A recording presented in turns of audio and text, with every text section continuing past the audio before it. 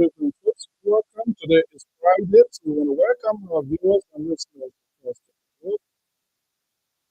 In the interest of African solidarity, we're taking you to La Cote d'Ivoire this evening. Welcome to the show. This is Lpr-Tv Panelists.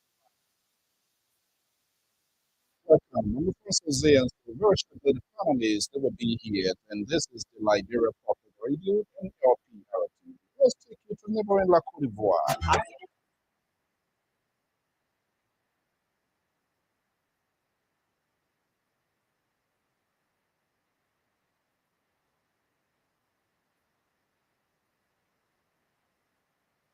In our conversation tonight, we will be looking at one of the presidential hosts called Alexander Benedict Cummings is proud to the presidency.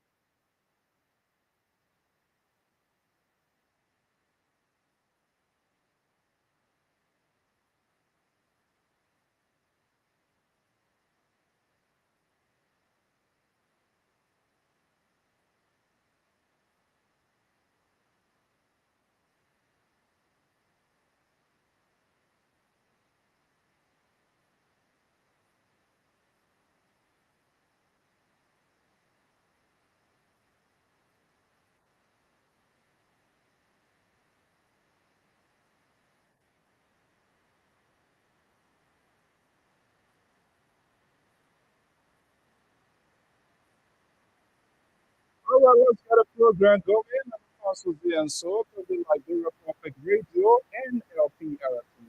Welcome to the show. We will get the ball rolling right here in the meanwhile.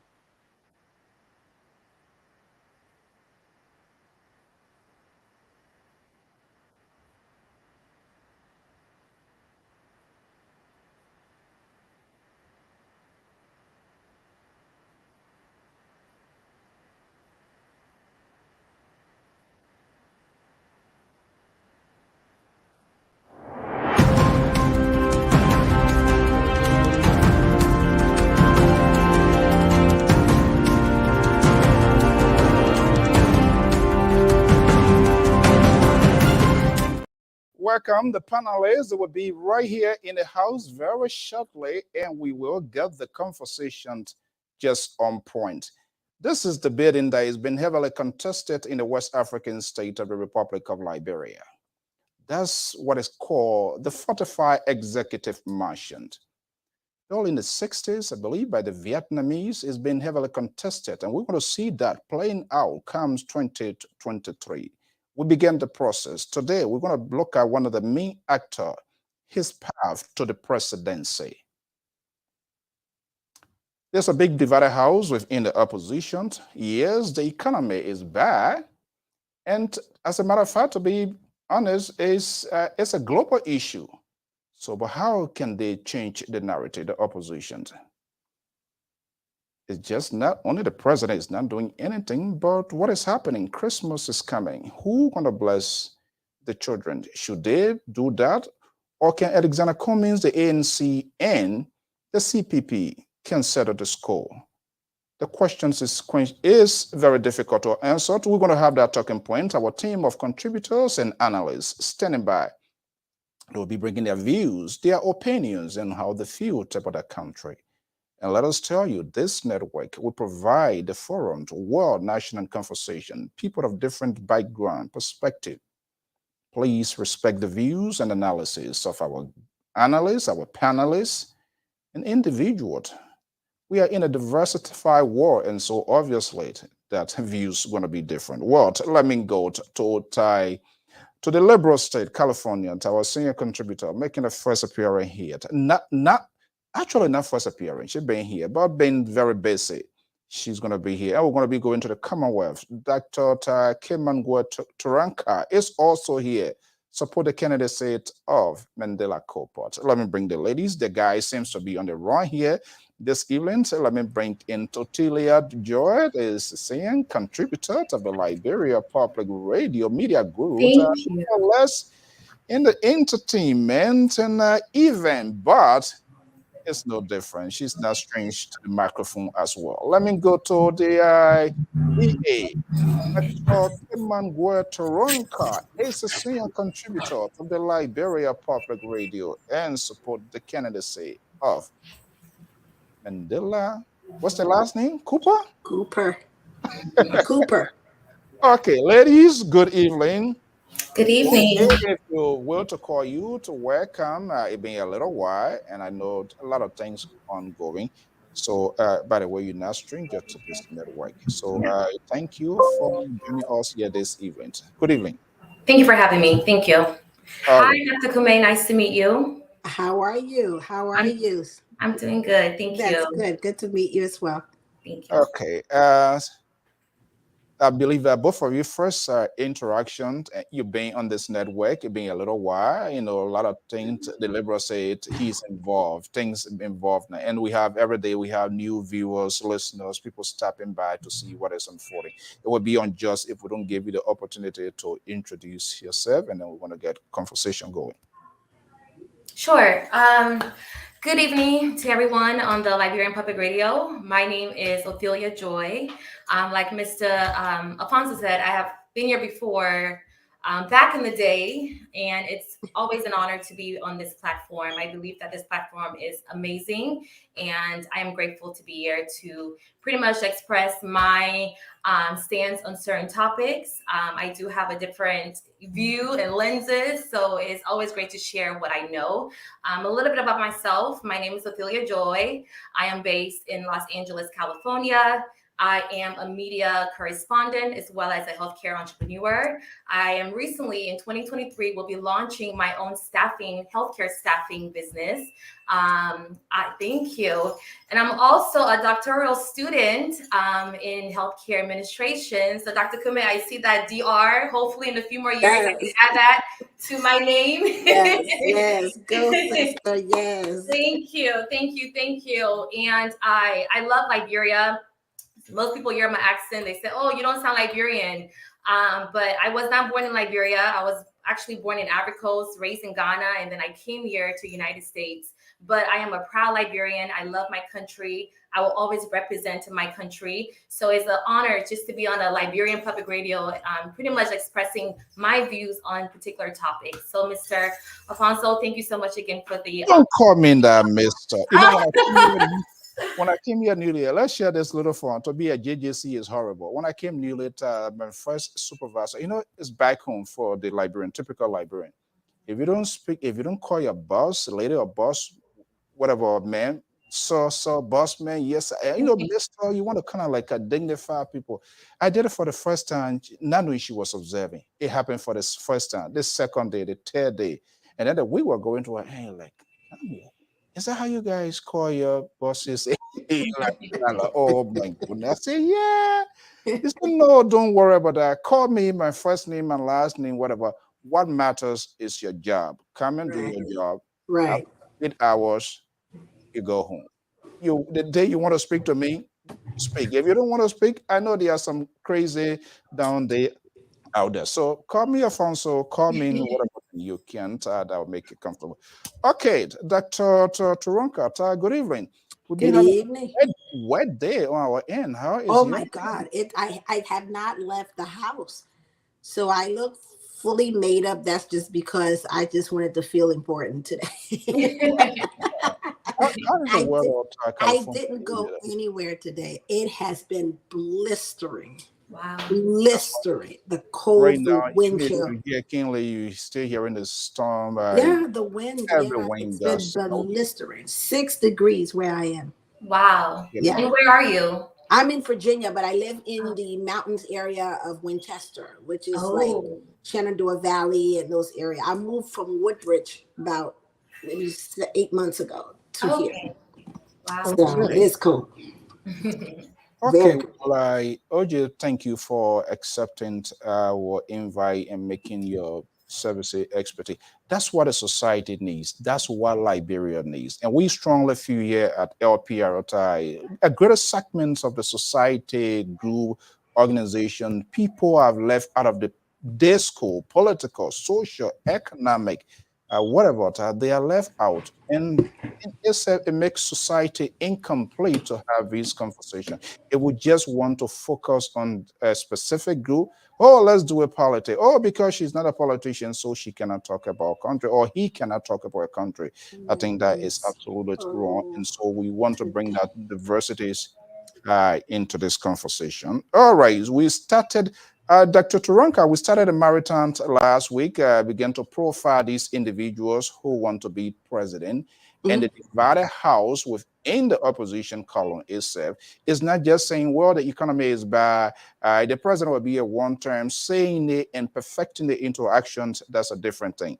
Let me start with you here, Ty OJ, if you were to call you. I believe, and the guy we're going to be talking about, you had an opportunity, you were at the event, the gala event. But Yes. this is a tradition here. Let me ask you here quickly. We don't do it behind door. Do you have a political pick? You know what? That's a very valid question, and I want to be fair. I want to hear the other candidates and hear what they have to say in terms of their plans for Liberia. So it's hard to say who I'm going for right now. I'm just gonna keep that privately for now and just do my due diligence to listen and hear what their plans and vision are for Liberia. So to get it right, I'm not putting Dr. Turanka and the other folks that are going to be coming. They already cut the cake. She Oh, is okay. supporting Mandela. But I believe she have had a Okay. lengthy conversation and maybe get a gist and her from the other post. So that's quite correct. Okay. So that's the guy we're going to be talking about today. So let me start with you because you had an opportunity to, I believe, your meet. Whether you talk that, I don't know. But let me get your first reaction during the gala event. Was that your first time meeting Mr. Cummings first? It was. Yes, it was. It was my first time meeting Mr. Cummings. And to be honest, I was extremely impressed. He spoke very eloquently, and I also had the honor to read some stuff about him, like what he has done for Liberia and his background. What attracted me to Mr. Cummings when he was visiting my hometown, Sacramento, was that he has a passion in terms of like bettering Liberia. I mean, doing the town hall meeting was roughly 3 hours. Yeah, That we were man really stood, in that. yes, 3 hours. That man stood at at the pedestal and literally spoke thoroughly with every question that he was asked. He answered each question thoroughly. It wasn't short answer, it was very thoroughly, and he touched on different things, provided examples and his plans. And he kept going on and on and on and on for literally 3 hours straight. I don't even think I saw him took a glass of water. He just kept talking, just kept talking. So to me, it sounded like he's very passionate about Liberia. He's passionate about helping people. And just hearing him, his plan sounds valid, his plan sounds legit. But to be fair, I haven't really heard of the other candidates. I can't really say, what their plans are compared to Mr. Cummings. But what I did hear, he seems to have Liberia's best interest at heart. And I'm excited to learn more. He kind of reminded me of Barack Obama for some reason. I don't know why. He just gives Oh, that energy. He reminds eh, uh, Yeah, very laid back, but he's very assertive and he spoke so well. And I really like the fact that he was also the VP of, Coca-Cola Africa. So he's a businessman as well. He's in politics. He has organization. It was good overall. okay. This tone seems to be pivoting gradually. The impression, the everything is the first impression counts. So if we were to scale that, what will you say? I'm open to. I'm really open. I'm not all in with Mr. Cummings right now. I do have a lot of family members and people that I respect in my community who are for Mr. Cummings, and they really want me to get involved with Mr. Cummings, but I want to do my due diligence and check out the other candidates as well. But I do respect a lot of people who are for him, and what I saw, I don't blame them. He seemed to have everything going for himself to be president of Liberia. Okay. It's about to get a little bit dicey. We have a guy on this network. He's not stranger to him. He claimed to be the laborer, but his talking point does not sound like a laborer. So I really don't know where he stands. And don't be surprised because he get the tendency of giving people title. So it doesn't matter who the person is. He called Professor Zablo. He said, "Oh, you're a CDC professor." It looked like he's still, yeah, he's here. Now he found a name, from what I've been told, he found a name for Dr. Toto and dragged him. But I'm standing here, a strong warning with our queens and our ladies on the network. That's the only thing that he buy. I That's mean, go good. to Sacramento, the liberal progressive, Samson Blocko Brown To is here. Liberty Partisans Hi, Mr. US. Sampson. The liberal. Good evening, ladies, Madam California. Good evening to you, and There you Madam welcome go. on the California, I Big see Public. he's already Madam given the California. name. I told you. Madam Well, California. welcome. Thank you, Joy. We appreciate it. I think we've been on this thing here for quite a while now. Yes. And I remember we had a conversation, but at that time you were going to finish your second program. I'm not too sure. That was what, almost 7 years ago. Yes. And so we're glad to have you on here. Doc, good evening. And Mr. So, if I may ask, if you don't mind, if you can indulge me 1 or 2 minutes of your time, I want to offer a prayer for our brother Sissy, who is not feeling well. He's better now, but I just want You to say better thank went you. into my cake. Mr. So, Be a nice I'm guy this asking evening. God, let me speak to my God, please. Jesus, we want to thank you again this evening. Amen. We ask you, my Lord, to continue to pour your blessing on our brother. Amen. My Lord, protect him, guide him, get him well so he can join us and continue to contribute Wait to a the minute. upliftment of the Republic of Liberia. In Jesus' name, I pray. Amen. Amen. Amen. Thank you. Amen. Okay, wait a minute. The guy you're praying for, because I was just about to get to that point. So hopefully, I think you'll be a nice guy here. But let's see here. I think a little bit surprise is in the making. I think President Weir is asking me to appear here this evening. That would be quite interesting. So let me see here. Okay, is there? Okay, Dr. Toto. Good evening, folks. Welcome, little liberal. Welcome to the talking point. As you know, we all know we started a conversation. Okay, but before I go to you guys here, let's see here. Let's tap into OJ, if you were to call me. All what you outlined there sounds very good. What was something that you said, even though this all went well, but this one here, it didn't go down well. What did you observe during that process? Especially, he's the center of gratitude this evening here. What was the unusual part as someone who's seeking the higher office of the land you observe?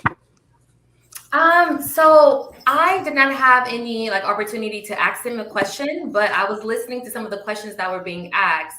And one thing that surprised me was that there is a rumor that Mr. Cummings is gay.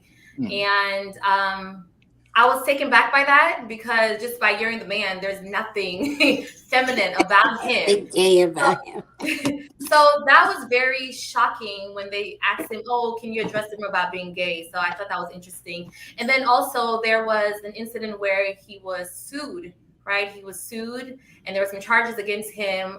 But I heard that that was expunged. So that was also very interesting because I'm like, why would someone want to, bring charges against him? But he said that it was an asinine. It wasn't true. It was a distortion. So that those two things were like, it made me question a little bit, like, what's going on here? Why are people assuming? But then again, some people, when you don't have any issue, they tend to create an issue, right? If they can find something, they'll make something, they'll create something. So those two things were very interesting to learn about Mr. Cummings. Aside from those two things, everything else was top notch. You've been in this business, you hand this microphone. Guys are going to be coming into, she is, coming. So I want to tap into what did you observe when it comes to his temperament? Because there was I'm asking this to say it, this issue we've been talking about it from inside Liberia, and people come here, but it kept coming over and over. And everybody is a human being, some sort of little bit thinking, kick into the, like, you know what? If this train would derail, let it derail. So what did you observe regarding his temperament in some of his responses that night? His temperament was very calm, and that was the thing that attracted to me in terms of listening to what he had to say. Even when someone had asked him the questions about if he was gay, the way he answered that eloquently was, I think, was very level-headed. I felt like people in the audience, his supporter, were the ones who were like, wait, what kind of question is this? Don't ask him this, man. Don't ask him this question. What kind of question is this? His supporters seemed to be the ones who were a little bit like defensive about that question. But when it came to Mr. Cummings, he answered very eloquently, and he was very calm and collective. I can tell that he's very level-headed. He doesn't respond based on emotion. You can tell that he thinks before he speaks. Okay. But again, this is the first time I've ever interacted and heard about him, so I haven't. Okay, we are about to take a spin in the room. Dr. Toto is here. The liberal progressive is here. Dr. Toronka is here. The million-dollar question is, all of them, they have one thing in the car to say, okay, this president will be a one-term president, but no one is telling us the roadmap, the path that he can single-handedly, one party, two party to do it. The question, people don't like to say it, and here we don't really have a conversation where it places people, okay, I'm going there to hear what I want to hear. We tell people what they need to know. George Weah is, we might have other things, but George Weah is a popular president. For some reason, he's loved by his supporters. I don't care. We throw them in the sky, they say that's their guy. So the question now becomes, let me go to Dr. George Toto here. I think he's reading something there. Then I'll be coming to Dr. Toronka and the liberal. Liberal, are you texting to Cummings or what? You texted Cummings. Yes. I just. I think there's a big interview in the making. My understanding, the Liberal is working towards that. But let me come to Dr. Toto. Dr. Toto, we had this conversation. We want to make it proportional, fair. Cummings, ANC, and the CPP. For now, we know there are two parties. Other people will join. We don't know here. Can those two parties single-handedly take on the incumbent president, President George Weah?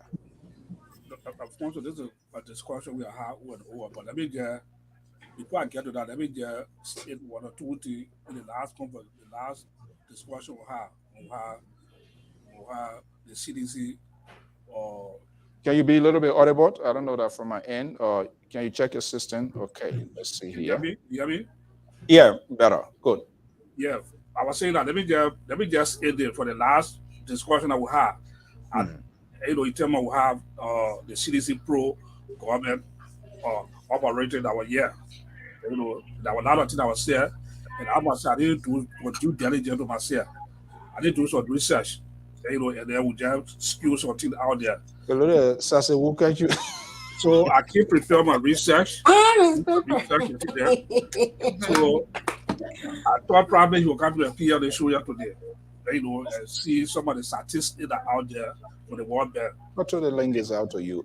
But anyway, we will proceed with the discussion tonight. Yeah. Let's do that. We want to keep focus here. Okay. Yeah. So when it comes to the ANC, look, even my own team won't go to. I'm getting to a point now. Either the ANC or LPP, we need to reach to a stage that we get 9 months. We have 9 months now to go into election, either now or 10 months now. At this stage now, we're supposed to be able to know the vice presidential candidate. Everybody taking it as a big society good. They don't want to know who they are running men with. Whether someone is working behind the scene or what, who company going to take to be a vice presidential candidate. These are things to be out there, we should be know to engage them. They won't go whether who's going to be vice president or you're going to liaise with anybody else to be his vice president or to be vice president for them. These discussions need to be out there for us to engage the process. But for the opposition, black, what is going on there, if they don't put themselves together, I can see a free ride for President Weah. He's not even going to fight for himself. He's just going to get 4 years here because the Liberian people naturally love Weah. They don't care about economic development there. You talk about the GDP per capita, whether you have impact on the population. You talk about GDP growth, whether you have effect. You talk about inflation. Those economic indicators that is supposed to measure the government, whether the government made progress or not, to elect the government to move forward, they don't care about it. All they put there are natural law for this guy. So if the opposition black can not put themselves together to come up with strategy that based upon the natural law the people like Liberia have a job we are, how do we knock it out? Those are some of the simple things. The vice presidential pick will be a big boost to them. Who Burger going to take to be a vice president? It will be a big boost to the Unity Party. Who Comey going to take will be a big boost, but up to now we are still in limbo. We don't know what happened. 9 months election. All right, let's leave it there. And guys, we'll try. It's good to see you bouncing back like a lion man. And we hope how to welcome you. I think the liberal prayer here this evening. Here, yes, we pray for sure, liberal. You pray for he here. That does not guarantee that you and he you're gonna be friends. That I can tell you. No, I just came on for a quick while. If you allow me just 2 minutes. Okay. Hello, everybody. Hey, OJ, it's nice to see you. Nice to see you too. I don't know how long I'll be drinking that orange juice, but we'll wait and see. It might be poison sooner than later. It's not poison at all, I promise. It's healthy. Dr. Taranka, nice to see you and everybody, my brothers. Nice to see you too. I appreciate the calls from everybody. I'm not yet well, but I had to come on because I know our listeners and our watchers, they look up to us to be on here. I am really not well.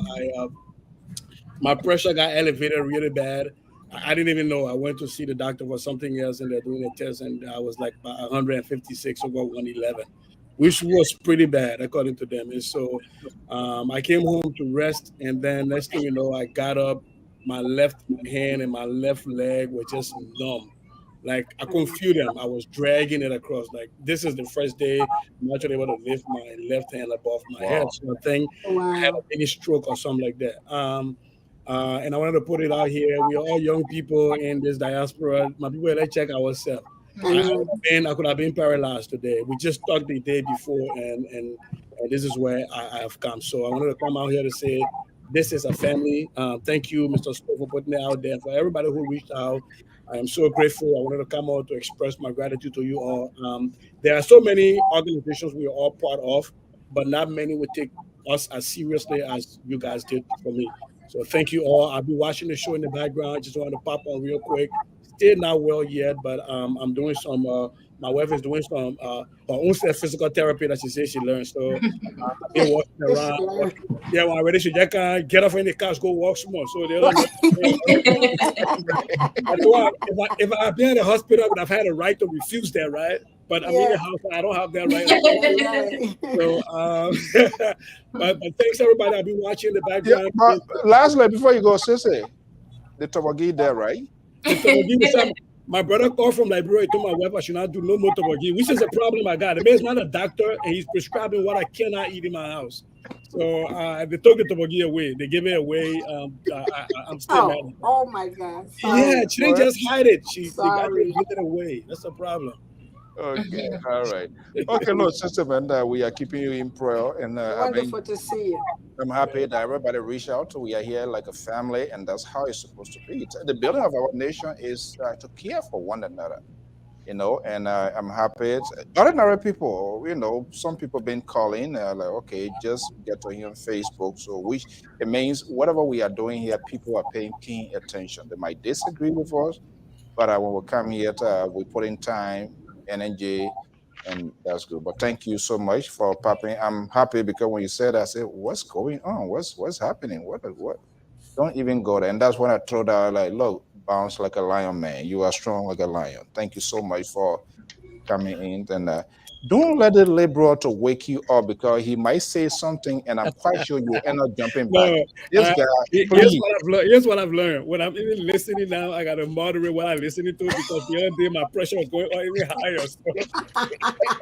I can't imagine it. I hope the manna is listening. Do not let this guy come back here because somebody here that I know for sure will say something and he will want to come back to fix it up. I don't think my wife will even let me come on tonight. But yeah, thanks everybody. I'll be watching. Appreciate it. Thank you so much, sister. Thank you. We are happy to see you back on your feet. Hey, Kotota, good evening and welcome.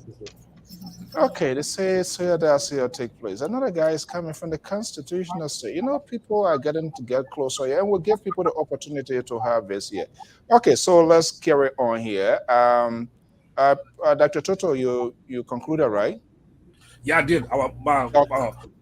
My focus was all the vice presidential pick for the various candidates. Up to now, we are in limbo. Okay, let's talk about it. We're going to talk about the me person here. So let me go to Dr. Toronka. We have had this here, and there's a reason we are doing this here. We want to cross-examine, profile all of these individuals that are seeking for the higher office of the land.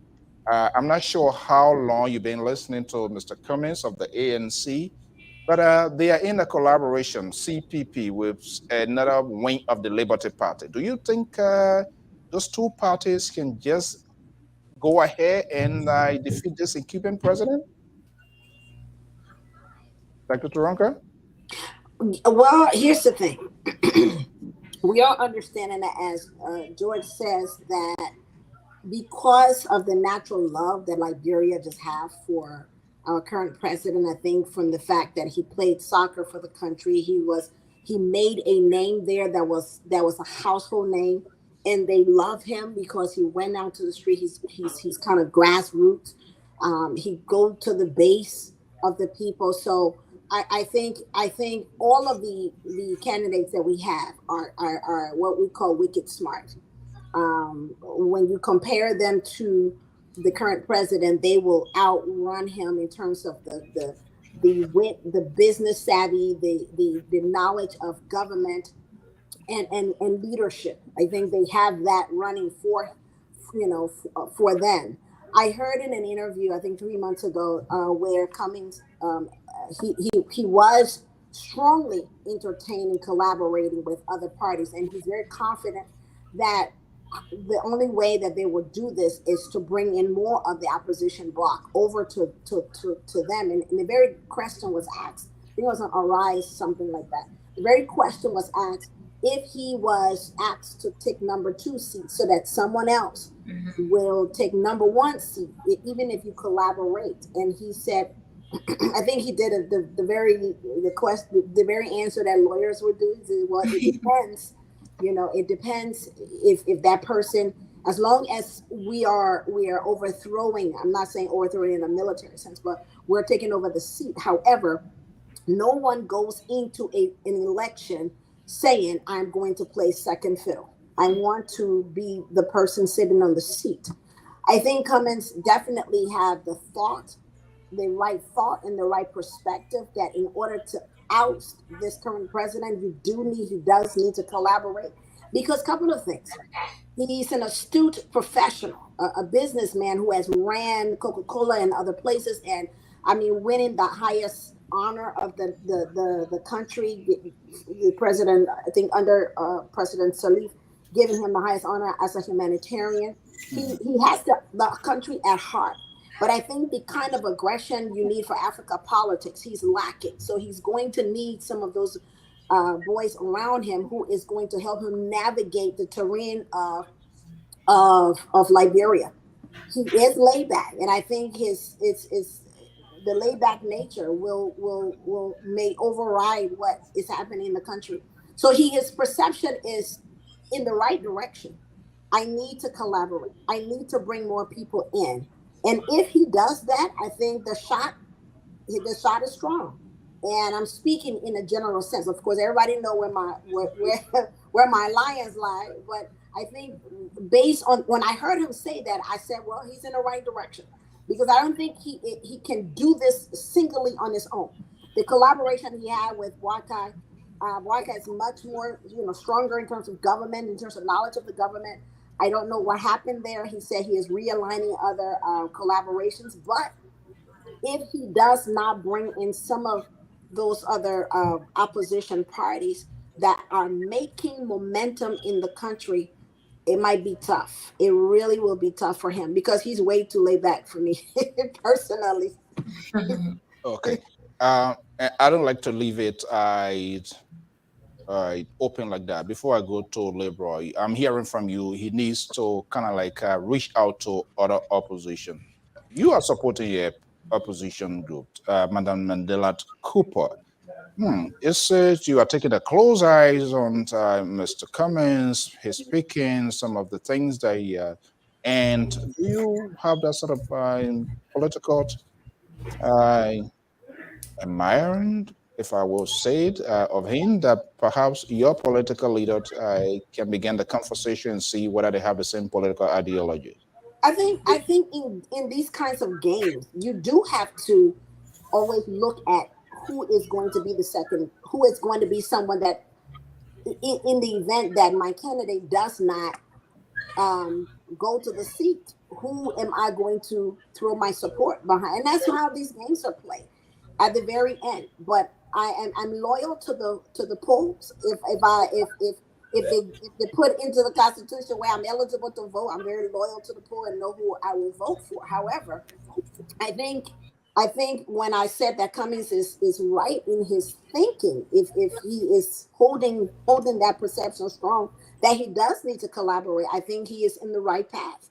But I after speaking with Madam Cooper, she is still very much on the path of I am going to get into this.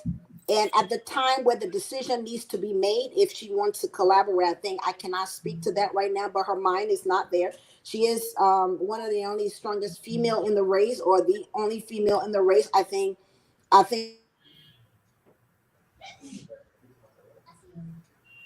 Okay, let's see here. Let me get her off. I believe the system there somewhere when she's I'll observe backstage here. So, Amos George, good evening. Something, what are you doing? What do you mean? What am I doing? Why? Why you took your car to this guy? Yeah. he has to show us his superiority. What he's doing now, whatever happens to your line, he's telling her literally it is his car It doing. is not his cocktail. We just had a storm here, and my internet is bad. You have no Okay. power. All right. I So guess you didn't conclude. So, conclude your point. no, my point is, as the only female in this race, she has a point to prove. I mean, we had the only female president of Africa when we had Ellen Johnson Sirleaf taking over. I think she made a huge statement, shattered the glass ceiling, and that made a way for other females to say we can do this. So I support the theories. I support her perceptions. I support what she has been doing for the country thus far. She's a strong candidate in terms of her aggressiveness in what the country needs. What all of these candidates, opposition, have, the wind that they have behind them is the fact that they're dealing with an administration that has absolutely failed. Absolutely failed. So I mean, take a pick. Take a pick and run with it. I mean, they do have that win on their backs.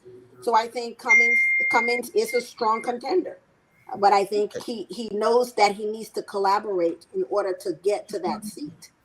All right.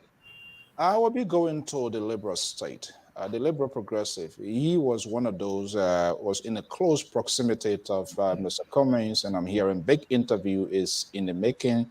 But he's a guy that is involved, so I wouldn't be that surprised if any news come out here.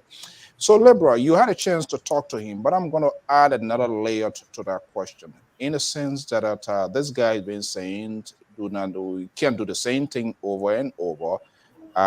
But we're seeing some faces, and it's a difficult one that we are caught in the middle, because these people too, they are Liberians, but his own words could eventually or potentially hunting during who short debate, the inclusion of Bront, what's his name, Daniel Chi, who was a strong torchbearer of former President Charles Taylor. Transparency has been his argument. We yet to know what really happened with the 70,000 figures changing, or different informability and all of that.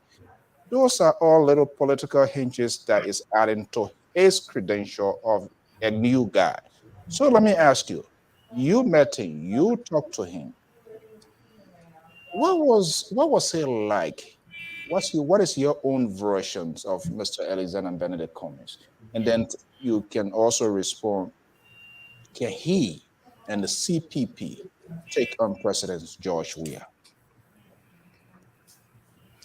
Thank you, Mr. So, and then panelists. Good evening, all of you. It's wonderful to be here in your mix The again. house is really going to be full. Everybody wants to know what's going on, so just forgive us. At some point in time, we design strategies to see whether we can be bringing certain group in and then kind of like switch it. So just to keep the focus, just to let you know. All I can tell you, Mr. So, can you tell us as straight, you, man? You in bed? of course. He said yes. No. Mr. So, okay. I just want to put this out front very quickly. As you continue to bring people in, let's have it in mind that you cannot try to manipulate my camera by making me look like I'm some kind of bugu man, looking dark, I'm handsome, and that handsomeness should be shown. You have to do all you can to make sure that is also shown. But that's on your end, though. You're supposed to create the lighting and everything.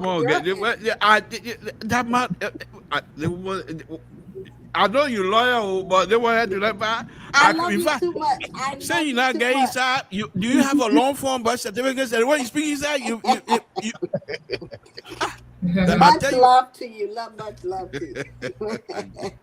But anyway, Mr. So, no, on a very serious note, thank you for that question. Look, when I had the opportunity to with Honorable Cummings, you know where I stand. I mean, I'm not somebody to say I'm a supporter of Cummings. In fact, I've always been here arguing that Cummings should go second, what have you.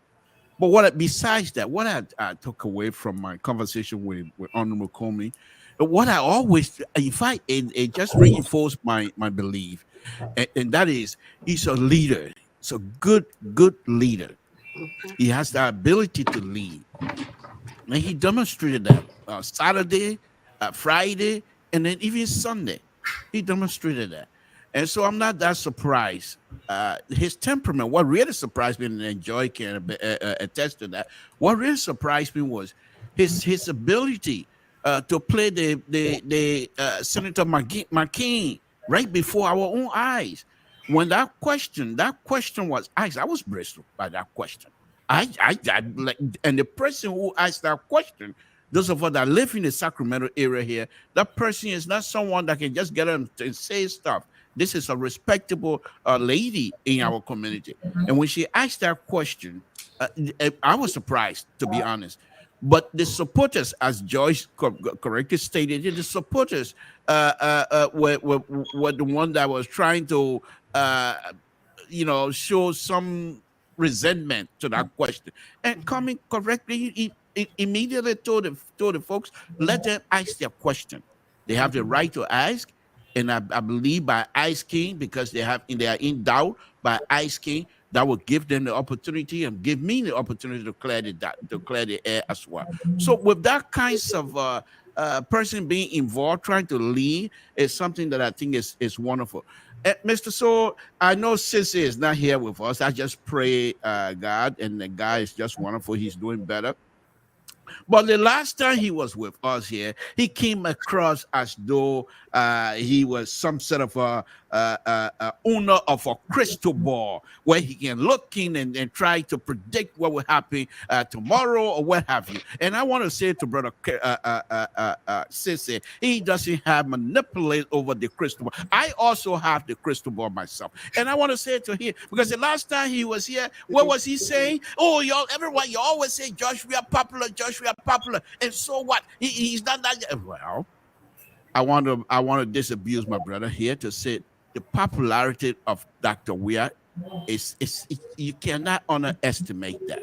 However, as the good doctor stated earlier, this government has failed miserably. Mr. So, on a very serious note, some maybe 15 years or so ago, there was an election in Grand Gita, specifically in Boston District. A young man won the election that night, and you brought him on. At that time, it was Voice of Gita, and you brought him on. It was raining, and he was on a motorbike, and he was telling you how he won the election.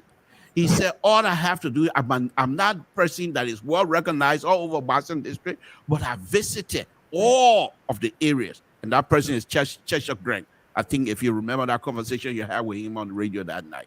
And so what I'm saying is, why am I saying that? Because if Comey can come in, President Weah is beatable. There's no question asked.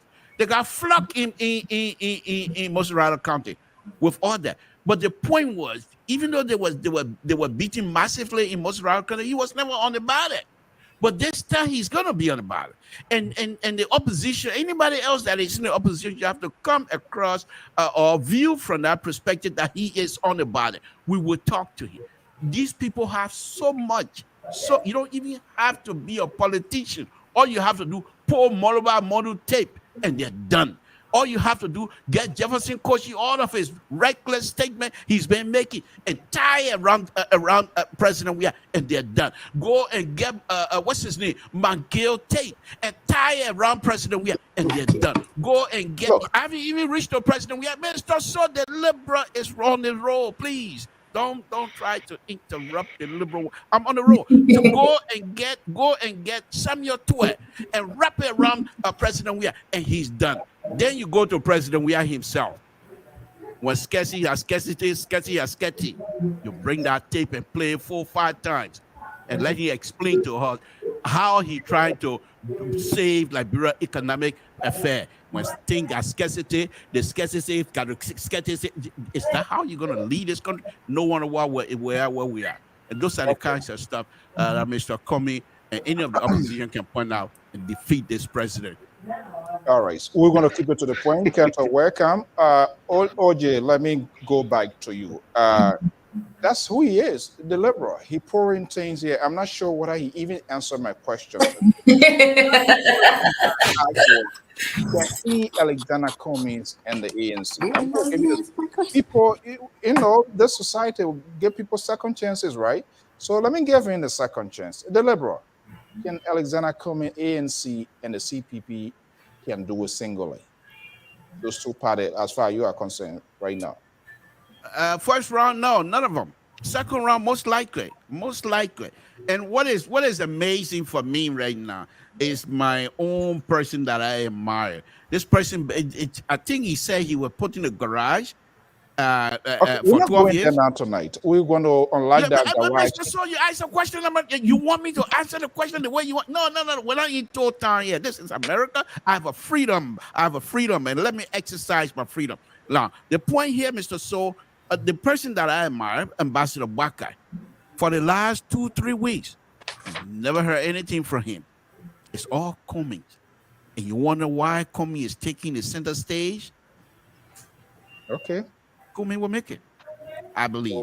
So probably you're not doing your work. Go. Let me go to OJ. So I want to be asking the question, but this is where I kind of get a little bit confused. People who support these people, because president scarcity, blah blah blah, Jefferson Koji tape. It's not going to put food on the table of the ordinary Liberians. It's insignificant to the economy of the country. It's not telling anybody how jobs are going to be created. I'm not a big spender. It's not telling me how government going to be downsized. So ranking that, I'm not sure whether that's a winning message. So do you think the field is really crowded? We don't even know yet, but a few we can see will be crowded. Do you think ANC and the CPP, the other party joined with ANC to be the collaborating party, do you think they can get it done alone by themselves, taking on the sitting president? That's a very great question, and I'm not too familiar with the other party. So I can't really speak confidently to answer if I think they can collaborate and really take over George Weah. I do feel like a lot of people love George Weah. Somebody has, I think Dr. George had said that, you know, they have this natural support for George Weah because of him playing soccer. But I feel like a lot of Liberians tend to be very emotionally based. They go based on their heart and how they feel versus logically. And that's what is killing our country right now, if I'm being honest. We need to step aside because the heart can be misleading. You know, the heart could be very misleading. And that's why I feel like a lot of Liberians love George Weah, because they see him at this as a superstar, this celebrity, and he plays soccer. We all know football is a very popular sport in our country.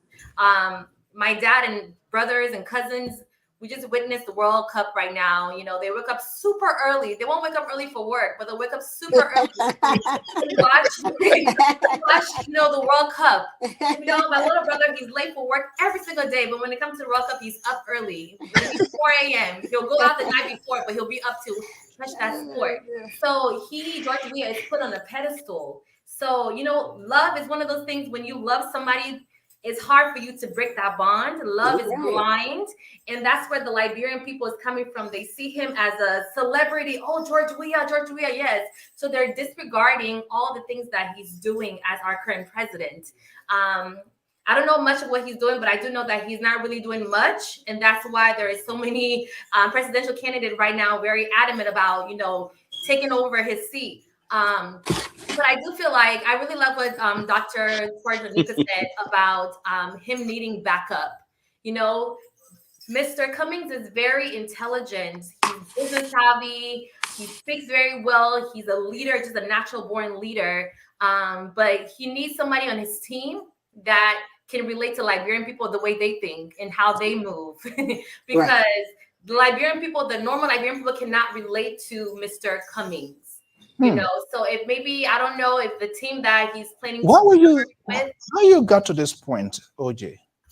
I got to this point because I've just been like my mother right now is based in Liberia, and she's for Mr. Boykai, and she's a big supporter of him becoming president. So I asked her, okay, Mom, what about Mr. Boykai? You know, and all she said that, oh, he's been in government for a long time. I was like, okay, but what's his plan? What's his vision? Can you give me some logical, you know, ideas of why you support this man? It's just that Mr. Boykai has been in government for a very long time. So by default, she's just going to support him. You know, there's no like logically based reason why. And that's the same thing with George Weah. George Weah was a soccer player. That's why people love him. That's why the youth supported him. But again, they don't really see his plans and vision for Liberia. And that's why I feel like we need somebody who has done the groundwork, who is able to lead. And Mr. Cummings have done the groundwork. I mean, to be VP of Coca-Cola, Africa, is not easy. On Saturday, Sunday, he made a very valid point. He was saying that he won't take away George Weah being a good soccer player. You know, he's an amazing soccer player. But one thing George Weah was not, he was not a team captain, right? He was never the team captain. Just because you're an amazing soccer player or the MVP doesn't mean that you are a team captain. But he also made the analogy that, you know, with him, and he's good at his sport. And with his sport, he was team captain. He was the executive leader, VP of Coca-Cola. And I think that was a very valid point. Okay. All right. We're going to get to the two strong supporter of the ANC. I wanted to get a sense so they will be able to make the argument. Let's go to nearby Constitution State. My man, Wotton Keta is here. Keta, good evening. Welcome. Good evening, Brother So, and to the rest of the panelists, good evening. Okay, it's you have a whole lot of sessions, their talking point, what they feel about the country, and they have all right here. Let's deep into the constitutional state, Connecticut here. You guys, when you give people ticket, it can be a small ticket, so I hope you're not going to get anybody ticket here. Look, can Arizona Cummings and the CPP, can they do well on to win the president? No. With all,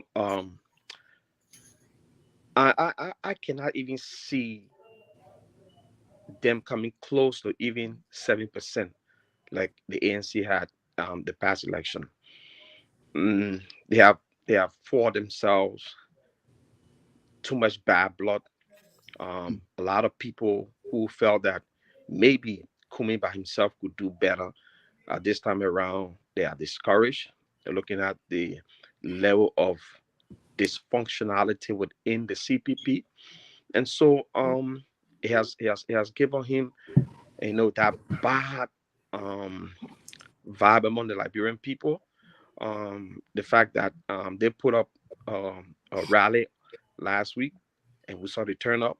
Mr. Cummings, remember now, Mr. Cummings, the going election, he had a little over 100,000. If that number is true, the rally was supposed to pull, and most of his vote came from the capital, Monrovia. So if that number is really constant or true, the rally, this going rally should have brought out at least 50,000 people. But we saw less than 2,000 people out there. And at this point in our political space, the political parties should be gaining momentum because we go into the election next year. And we see that there's no momentum within the CPP. And so I don't see it. And I heard one of the brothers saying maybe second round. There will be no second round for the ANC. The actual race will be between President Weah and Mr. Boyka. And that way it will go. As far as the ANC collaboration, I would categorically say, yeah, it's impossible. It's impossible. You are putting it in stone here this evening. You stand by that? I'm definitely, Mr. So I've been on your show so many times, and I've been making so many comments on your show. And if you can go back to some of your videos, you will say, when I speak with facts, right? I told you the CPP, the first CPP that came together, I said it was to benefit one person and one person alone, and that was Benedict Ure, because Benedict Ure has lost his integrity in the country when it comes to politics. So he was looking for a way to come back to be relevant. Right. And he went through Henry Costa and brought this CPP together, but it did not work because all of the things they did it on deception, and we saw it happen within our very eyes. If Mr. Cummings would have stayed by himself, look for grassroots political parties, mobilize people who have not voted in our election or did not vote in the past election, try to mobilize them, try to bring them on board, it would have made sense to people like us who support President Weah now. I told you once upon a time that, I mean, if President Weah is not in the race, I vote for Alexander Cummings because I think he's a credible human being. I think he has no debt on his hand when it comes to Liberian politics. But he mingled himself with the guys that we criticize, those guys that did our country bad. How can you join a breaker that squandered opportunity for 12 years and then you expect me to vote for you? How can you join a Benedict Ure, and that name out there, all in the international wire? And you expect me to Let me hold you there. Let me bring in the ANC folks here. A lot of crucifixion literally is taking place here. I see Jennifer is laughing. Amos Joy here. I'm not sure. You guys not closer, so I don't know who wants to go first here. But Jennifer, something is trickling down in your belly. Can your guy alone, can he do it alone with the CPP? You think the finishing line? The question again? The question I'm asking, I say, do you think your guy, Mr. Cummings, can he do it along with CPP without consolidating his political grip?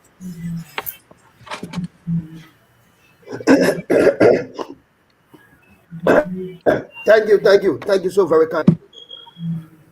If you want to get a drink, I can take you off and then drink it. Okay. I have a drink. I just like to recognize OJ and also last event. And I hope Mr. will come back to as she had the last event and co-moderated the program. And I appreciate you. And everyone on the platform, Dr. Toranka, Uncle George, Dr. Toto, my own in-law, Mr. Toweso. I like to, I said many times, and the good thing Matt Zagabra had done for us is that this thing will always have anniversary, will have reminder out of this Facebook video that we are doing. Mr. Cummings, from the day he entered Liberia, entered Liberia on the basis of collaboration, coalition, alliances. When he came with what he birthed to the AMC called Team Cummings. Team Cummings had a consultation with CDC, McGill at the time. And McGill gave a laundry list of budget, which were irresponsible, because in the budget you see the strategy. Horatio Goose said, I'm not giving my budget because you know my strategy. So join the party, then you'll be member of the party, you know how the party moves. And there where he knew that ANC was mature and things coming join ANC. Senator Johnson organized the collaboration party in Ganta 2016. Mr. Cummings was the one who sponsored President Weah's arrival to that program. It broke down on the highway. The CPP from the beginning to the end, Mr. Cummings contributed immensely to see collaboration work. In fact, the 2020 budget that each party would have paid 12,000 quarterly was on Mr. Cummings' shoulder. And he led it as an interim, as a leader, and we won 6. And he supported candidates, even not for his party, with thousands of dollars. So in essence, Mr. Cummings will always want a collaboration. The last time he did not have a collaboration was in 2017. And he took 112,000+ votes in Liberia. And since then, he has been engaging. You are witness to it that Mr. Costa came on the show, did not tell us whether Mr. Bwaka ever solicited Mr. Cummings' support, but he was clear that Mr. Cummings solicited Ambassador Bwaka's support. So he has always been moving on that route. Even as we speak, he believed if we cannot agree to go together as one political opposition party collaborating to have a standard bearer, but let us agree on policy issue as an opposition to hold the government accountable, whether in the legislature or on the national scene. So for someone to draw coalition, and in essence, Mr. Cummings, in my mind, cannot win the presidency single-handedly. But does it mean that if there are no folks to collaborate with, does it mean that we cannot go into the process, the end of the game? I don't think so either. So for someone to draw a correlation between 112,000+ votes across the nation to a rally, I don't get it. So there's a disconnect. For someone to shift the blame of the disunity of the CPP squarely on the shoulder and dysfunction of the CPP for the four party on the shoulders of the opposition community, I think we've always had these hiccups. We are going along the route that we need to encourage people to join the thing. Whether the CPP does not hold a 4-party or 5 parties and remain a 2-party or 3-party, if you may, it was not give President Weah the validation to be elected as a president of the country. The reason President Weah will be elected as president of the country of the Republic of Liberia is when President Weah can answer to the sons and daughters of Grand Jira County, whose sons have gone missing. The country you're living in, well, one human being something happened to you, it is the concern of the president.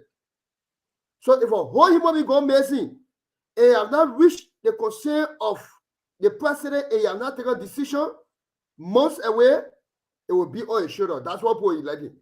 The 3 boys in a similar situation that they are believed to be dead, and today there is no accountability, it will be on that basis. The 11 million meant for rice subsidy that people are now increased rice price, it will be on that basis. It will be on the basis that the president sacked, dismissed illegally the Deputy Director General for Legends. When it is no, Mr. Solo, last let me just listen and ask a question. These are hard questions I'm not seeing from media experts. The president sacked a Deputy Legends boss that he does not have authority over, which is a constitutional breach. Those are the counts that the person will be elected out of office on. And they are very serious.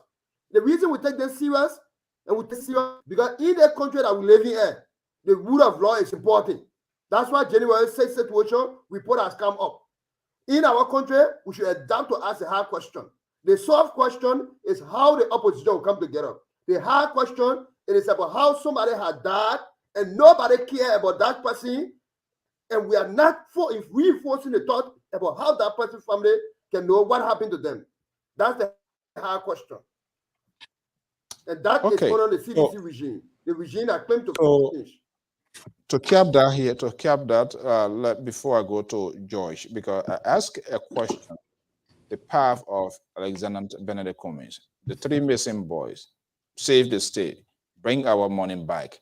Are you saying based on that, is that what going to make Alexander Cummings to win the presidency without collaborating with other people? Is that an argument or what? Firstly, as I gave genesis of Cummings being in collaboration, I gave you all of the efforts leading to CPP in 2020 and what he did to make sure that more opposition seats are won. I came by, I told you that Bouaka did not solicit Cummings' endorsement. Instead, it was Cummings. What I was saying in excess is that Cummings' DNA is all about collaboration. To the extent to which is most recent collaboration. That has not worked. So the key point here. But Jonathan, the key thing here, I want us to make progress. All of that, okay, is understood. But it has not worked, and we don't know whether it's going to work. So is that the end of his conversations of collaborating with other people? Will he still go back to Bouaka? We're trying to find a way. And if we get to know the answer, then we can say, okay, what can he do? We don't just want to discuss the issue without also making recommendations. Yeah, the answer to that question for an election engineer like me, it will only end. It will only end when the Secretary General signed on the nomination paper and submitted it to the National Election Commission. Anything in between can take place as long as politics is for interest. All right. I think we're going to have an Akosomwe call on this one here for sure. Amos George. Yeah. Yes. The question is straightforward. Do you want me to re-echo that or you? You can re-echo it. Okay. The man from the far right. So, as you know, we've been having a profiling. We'll try to figure out what is what. In as much people have their different opinion. Can the ANC, the CPP, can they have this deal see up, leaving it as it is right now? ANC, CPP collaboration to unseat President Weah? You think? Dr. Taronga, how you doing? OJ, how you doing? And it's Mr. Anthony, Dr. Tutu, Samson Toe, and Jonathan. Let me begin by saying this way. Our recent history tells us that no political party have won 50+1 election in Liberia uprightly. The record are there. So this question that Alexander Cummings and the CPP can win an election upright or 50 or upright, no. There has to be collaboration because we have a history. No political party has won election in modern history in Liberia upright 50+1. No. So there will be collaboration. And Mr. Cummings, the team, they are talking to other political parties. Let me put that one aside. George Weah, the CDC, when they entered the race, the highest number they had at the time, 2005, 11, the last 2 elections, were what? 37% of the vote. The CDC, as a party standing alone, never crossed 40% of the vote in Liberia. The 2 elections they participated in, the records are there. So this idea that what one party can just get and do it, no, it had never happened and will not happen in this time because the record can show that. Secondly, the government made an accusation about Mr. Cummings. He's a good man. And this argument, he came back with the other day again. So I just feel it's a lazy argument, but we just not have to continue to respond to it because this argument, this thing can now stick on the wall. You talk about Mr. Cummings have mingled himself with people who have committed crime in Liberia. And let me just repeat again. Let me remind you. Who is Charles Bright? And who was Charles Bright in Taylor government? He's economic advisor to the person that you support, President George Weah. In my way, sure, who sold the Liberian plane in London for $10 million that he was awarded judgment? Today is in the office. So who are these people? Are they clean people when they come to the conflict in Liberia? Prince Johnson supported George Weah in the second round. That was the party. And we know who Prince Johnson is in Liberia. And George Weah is working with this man today. Because the last time when Prince Johnson said you were going to leave, Prince Johnson had a press conference and said, George Weah called him that he should not do anything, he should wait for him that he come. So who are these people? Eugene Nangwe was with Chancellor across the line. The man was Maritime Commissioner today. So I continue to tell people what we need to do is for someone that will be president that will bring the war and economic crime court to Liberia. So all these people that whom we are making the allegation so they can go there to exonerate themselves. But when you come on this platform to link other people and you are in bed with these people politically, then I find it very troubling. That means you're not being honest in your argument. George Weah worked on Ellen Johnson Sirleaf. Ambassador Goodwill. Ellen Johnson Sirleaf contributed $10,000 to the Liberian civil crisis. She supported that war morally, financially, economically. She supported that war. George Weah worked for her. So what will you say about George Weah, the man that you supporting? Did he know that Ellen Johnson was the financier of that war that took away 250,000 Liberian plus? He didn't know that. So I'm telling you, if you want to go after Mr. Cummings, we should be talking about policy. Because what you're making is just a lazy argument. The people are right there in bed. And you are not seeing that. But you want to come to tarnish other people, that they are the worst people because they said they were clean. Mr. Cummings worked in Coca-Cola as vice president. You cannot show one record from Nigeria to Kenya to South Africa to the United States. You cannot show one record that this man mismanaged any form of impropriety when he was in those positions. You can't show it. So the issue you don't have anything to talk is to make a story and put it on Mr. Cummings. Your president just recently said that the furniture that is in the executive mansion, he took it from his house. Can he show the invoices? Is he telling us when the mansion was being renovated, there was no fund allocated for furniture for the executive mansion budget? Let us see those documents. If you want to talk about sincerity, because they say one who preach equity but come with clean hand. So you show these documents. Your president is just making way that if he's not elected, to take the furniture that the Liberian people have bought, to take it to the house, because this man is materialistic. Let me rest there. Okay, yeah, you got to take a break here. Look, this is getting interesting. So, folks, I come in, the house is crowded. The house is crowded, so we got to do it as brief as possible we can. We'll try to figure out something once we have this group.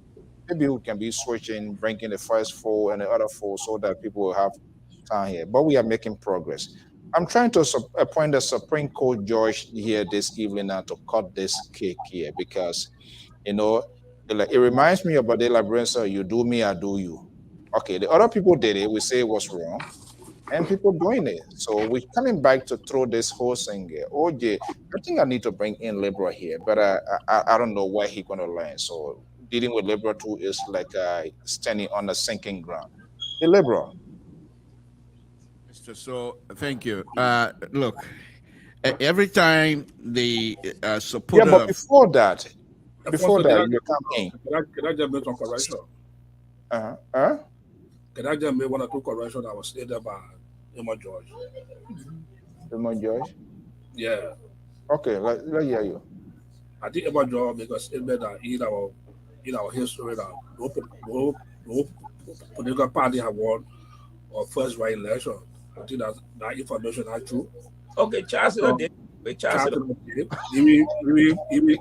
1985 election, Samuel Doe won. Samuel Doe with Fiado.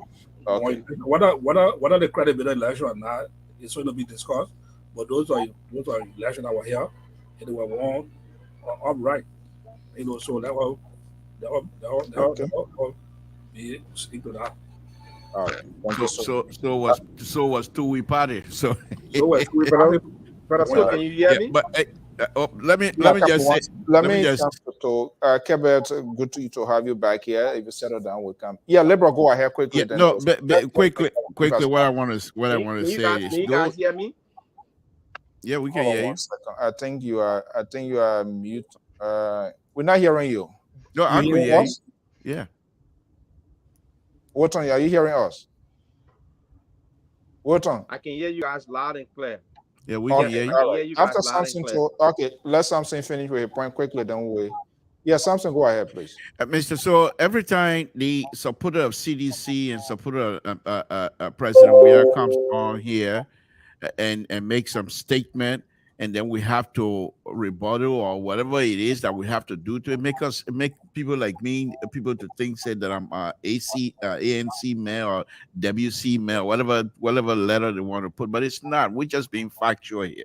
And what I do believe about those who are supporting President Weah and the CDC, if they continue to go that route, which I truly believe they got nothing to offer, they got nothing to support any kinds of structure program that the president are putting that they can show out there to say this is what we're not even going to go talk about human being. These are some of the things the president, because the president they cannot come out here and boast of any kinds of true developmental agenda. I'm not even saying developmental items. I say agenda. They have their own pro agenda. They don't even talk about it. That's how inept these people are. So when they come out to support the government and President Weah, the only other thing I think perhaps they most likely need to do and hang their hat on, that people will say they are credible, is to talk about popularity of the president, which you're all gonna get. But when you come out here and you start saying, how can I vote for a man who is mingling with people that criticize us? Are you serious?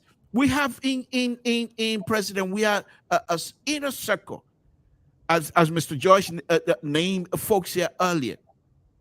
According to former Vice President, the late former Vice President Moses Blair, it was Eugene Nabwe who brought Mosquito, the guy who was involved in the war. It was Eugene Nabwe who brought the body from Nima County to Monrovia. That means he was involved with Taylor and Taylor Group. He's now a serious insider. So for us now to the war affected everybody, and most of the people that were fighting for themselves. Well, let us don't go to this war, because if we get into the war issue and those who were participating in the war issue were going nowhere, because every one of us, none of us is clean out of this. So let's leave that. Let's talk about policy and let's talk about what the government have done in the past. Don't give me the round town, out of way construction and say they may have done this. Nothing. Give me something concrete. Other than that, please don't give us the run around stuff about man this. Hold on, Keto. Let me bring in again. Let's keep to the point. This is a frustration into this whole thing here. The opposition to the GOL supporters, people still yet to find their voice. They find their tone. It's a little bit. I'm going to come to that, but let me bring in Koto. Are you there? Yes, I'm there. Okay. Good evening. Then welcome. I know you say you're in. Cumming happens to be the second choice, right? If things don't go the way you anticipate with Omen Boyka. So we are still asking this question. We are exploring, the possibilities. If there's anything, can Cumming alone do it? The ANC, the CPP, can they take on George Weah in real-time war if election were to take place today? Thank you very much. I'd like to say welcome to my sister, George. It's my first time seeing you here. I want to welcome you. And I want to say hi to every one of you and to the people of Liberia, in Liberia and around the world. I'm glad to be here today discussing the issue of Liberia. Thank you, Mr. So if election was to be held today, if Kumi can stand on his own, that's the question, right? Or any of the presidential candidates can stand on their own. That's the Today question. we're focusing on comment. Let's say Cummings versus President Weah. Well, when we come to that discussion, for me, I like to speak on, based on the various polls and based on personal interviews, I've had with people. I, it's kind of difficult because what happened is that they always, and which sometimes for me, I don't base my decision on that. People will say, Kume have not been in the political arena for long, and they do not trust his ability as a candidate because he had not been tested into the Liberian politics, whereas compared to the other candidates, because what happened is sometimes we are physically looking at issues as compared to uh, physically handling the situations. Because sometimes you look at the person and say, oh, the thing when I happen, what I can do it. But can you do it when you get there physically or just by seeing it visually? So those are some of the questions. Can he do it physically like he think it is? Because he had not been in a setting and have not worked in a setting, as compared to like two of the candidates that I know of. So those are the questions that keep coming, to mind. But again, it has to be done. Like I said, it has to be done with collaboration. To say he alone do it, I can foresee it, coming forward. At least when he has to do it with collaboration, it doesn't necessarily has to be that the joint political party now honor him to run. But if it comes to collaborating with the other candidates so that they can work along with him, I think he can make it. All But right. other than that, to say alone, I can't see that possibility.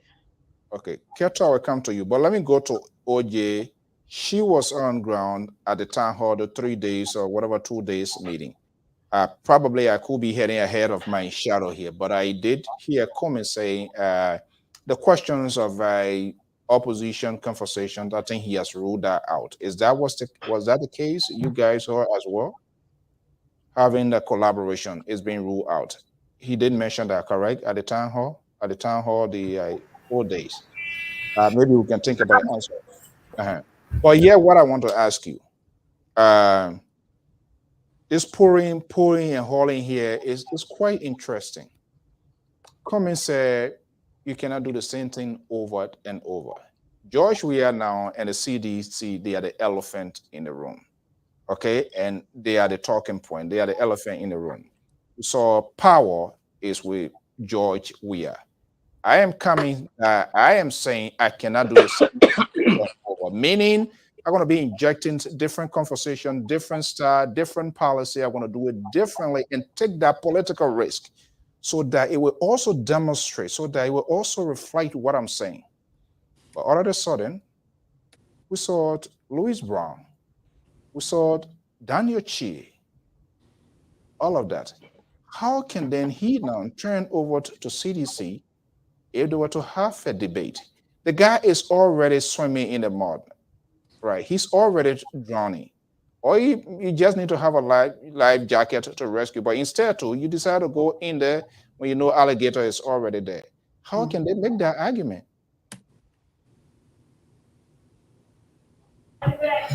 Yeah, Mr. Cummings did say, you can't keep doing the same thing over and over and expecting different results. As we all know, that's the definition of insanity.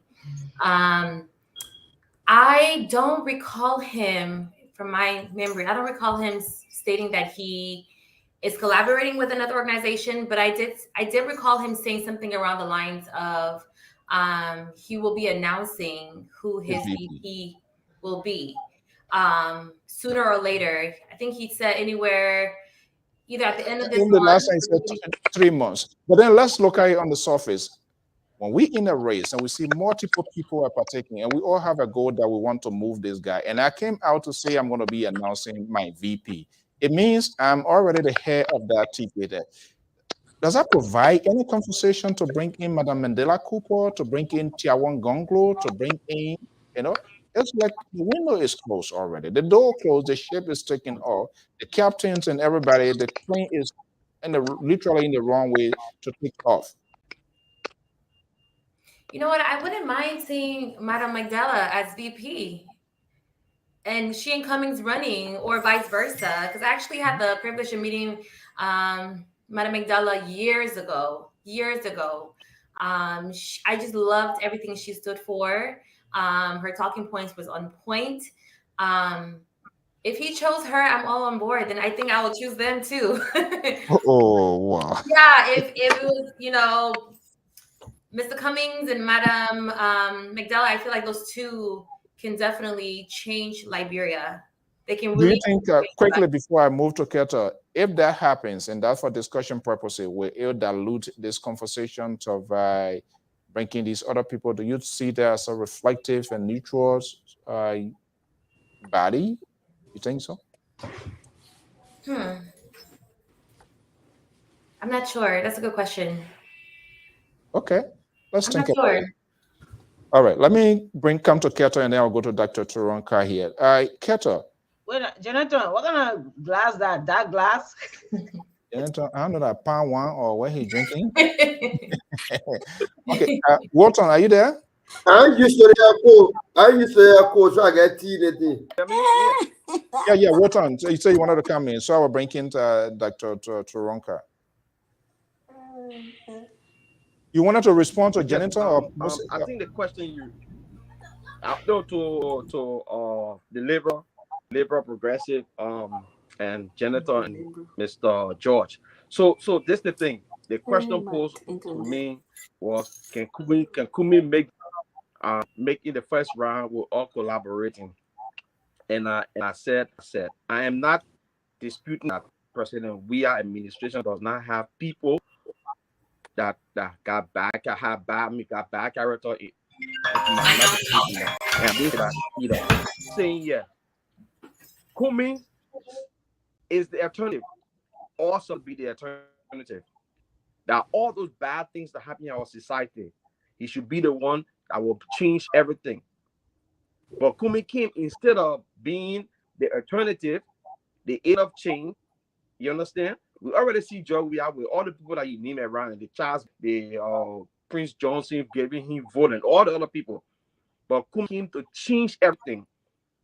But yet we see Cummings people that have tinted characters, and I'm not the only one that's saying it because I'm supporting this president. Even ANC members go on and watch when we're talking about the money that got missing. Muna Faha, she made a comment telling people that, look, we're not in favor of Cummings bringing a brown on the team Cummings. ANC people are furious about it. All right, so it tells you, look, this whole thing is popularity, putting together so-called rally and all. I mean, it didn't hold because the ANC people or the ANC supporters are furious about the people Cummings bringing around. And all, even President Weah supporter, they will say we love some President Weah, the President Weah supporter and people President Weah. President Weah is a good man, but the people around him. So the people around Alexander Cummings are the ones that destroy. And that 7% vote he had, the going election, you're not going to get. So you're looking at Liberty Party today, half and not even half. Less than half of Liberty Party supporting ability. The rest of Liberty Party is with Kanga Lawrence. So what can Cummings do this coming election if he does not join a Bwaka team, Unity Party? He will never go anywhere. Okay. So the race is between Bwaka and President Weah. All right. Let me come to Dr. Turonka here. Are you there? I don't want us to kind of like focus on one point, because if people say he can't do it by himself, then we need to create a conversation to have alternative. But Dr. Turanka, I a little bit puzzled to this whole thing here. I don't know how it is going to be explained, but I think their own words potentially could haunt them, and it will become a very difficult thing to explain. To say you can't do the same thing over. He closes the door of politics conversation. You can't do the same thing over and over. And now you're doing the same thing. We had a conversation here prior to the protest. You express your view. There were some things you really injected, and we're seeing that playing out. 70,000 now, 70, 50, the figure, there's uncertainty, all of that happening. Now, if we are holding President George Weah and his government accountable, and then on the other hand, you hear Musa Ability telling us, oh, that ain't that money, that our own money. It killed the substance of their conversations, almost putting them in the same plate with the CDC. How easy to navigate through that process, that explanation?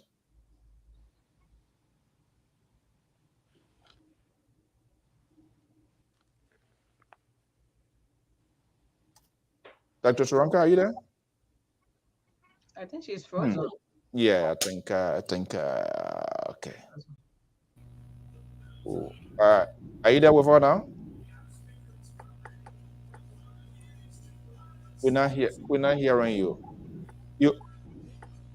I think either the audio is corrupted. You want to go off and come back also? Yeah, let me try to address some of the questions. Yeah, okay. Let me just, I'm getting you off, and then you can come back, because I think the audio is corrupted already, so it won't something. Hopefully she can come back. Okay, you say you want to speak, Dr. Toto? Yeah, if you look at Liberia politics, right?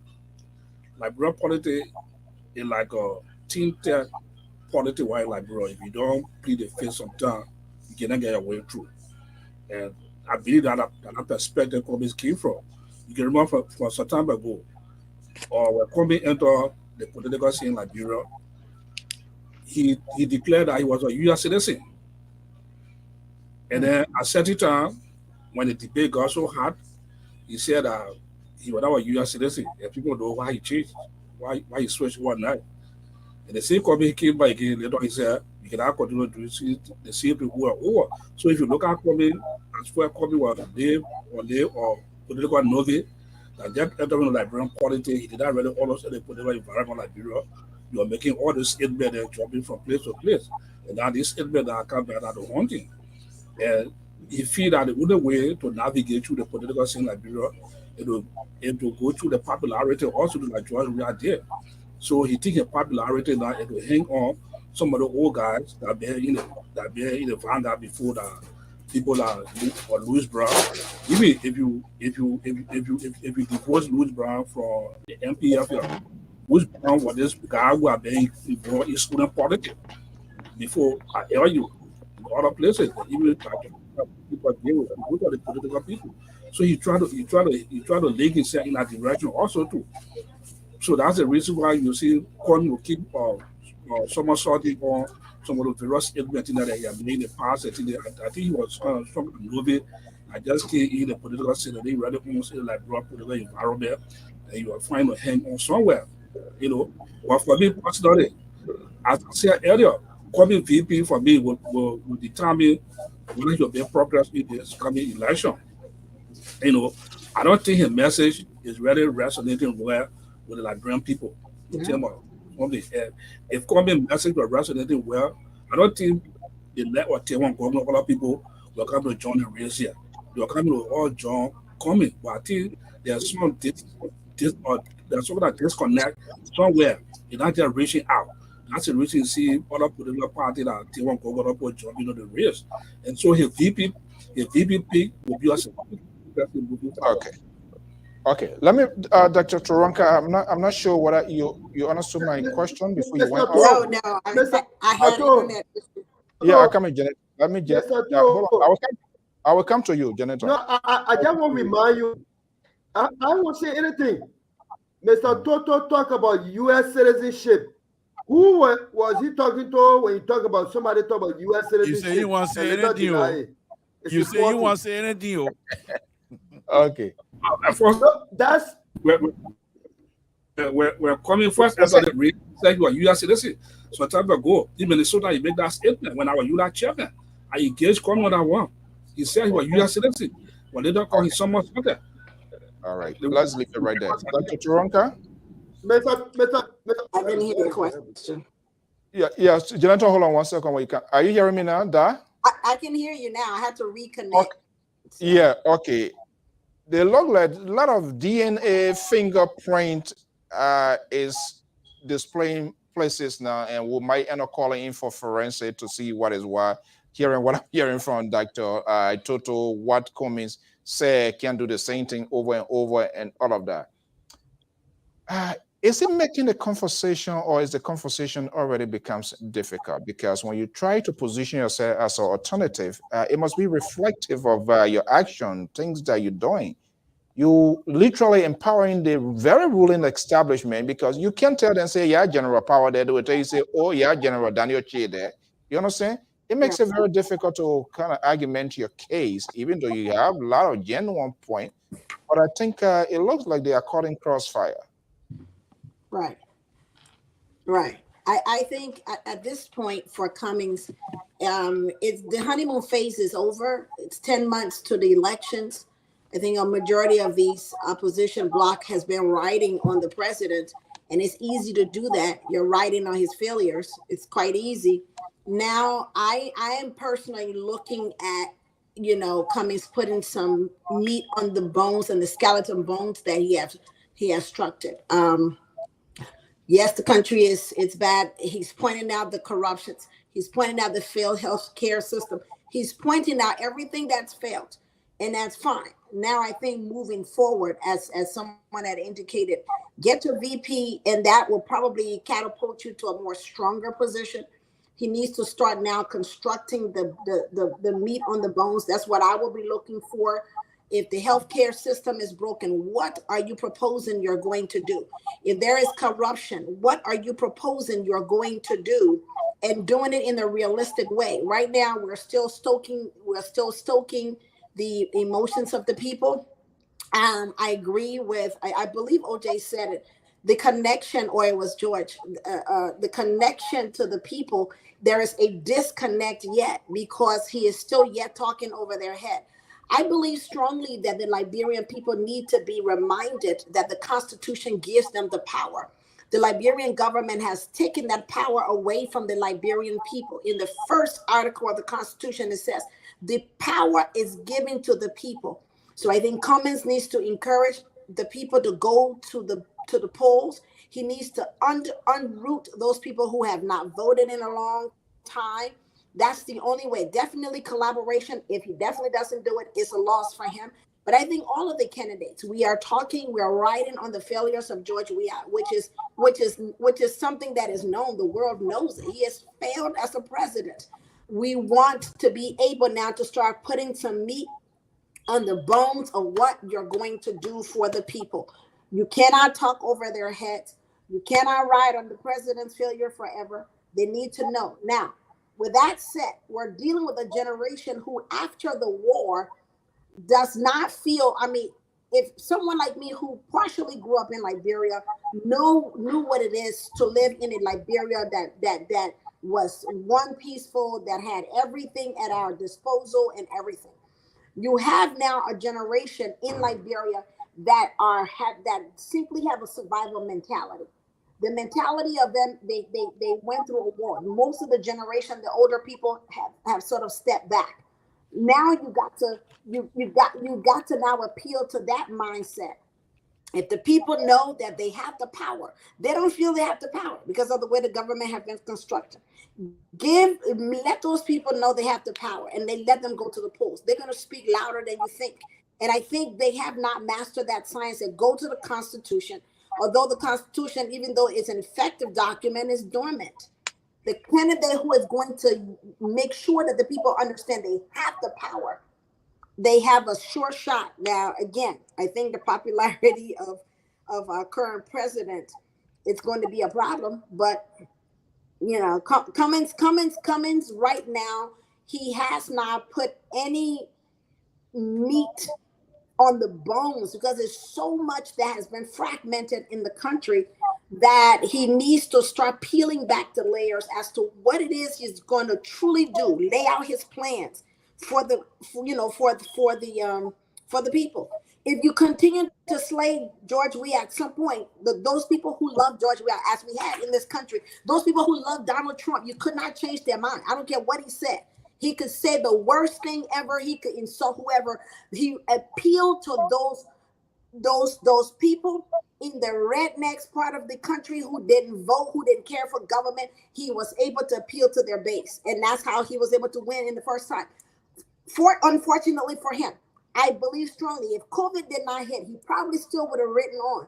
When COVID came and hit, the country saw his flaws, and we wanted a change. And Joe Biden came on, and so that's what Cummings got to now begin to start skinning back the layers. We understand. Everybody know George Weah, he failed the country. What's next? Okay, so now let's open the field. I yet to find a Liberian politician who is willing to take a political risk, like in the case of John McCain. He stood up with Donald Trump. And he said he was not going to do certain things, but our politicians are very calculative. They are unwilling to take a political risk because their job will be at stake. And that's one of the reasons he left his bed when he gives that thumbs down. He knew the political consequences, the political implication, no matter what, even though he was in a dying bed. But he knew he was going to be a long way. I'm not sure any of our politicians are willing to do that. We have talked about all of the things in the last segment here. Let's look at what he needs to do if he's to get to the finishing line. And let us do it as quickly as possible here. Amos George. Yeah, let me just say what he really needs to do right now, if it is not too late, what he needs to do to get to the finishing line. Mr. So we hosted Mr. Cummings here. He said he know that he has a challenge. One of the challenges is reaching out.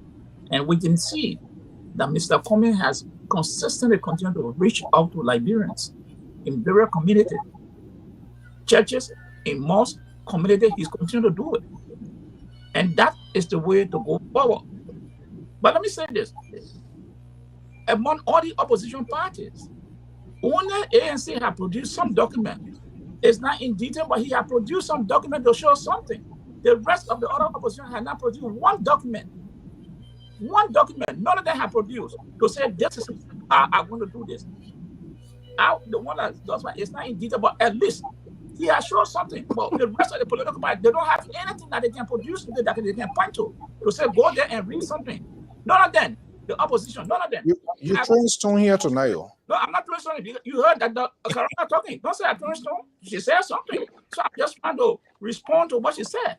That there's no on the bone. I'm saying Mr. Cummings, among all the opposition leaders, is the only one who have produced some document to say, this is how I'm going to do this.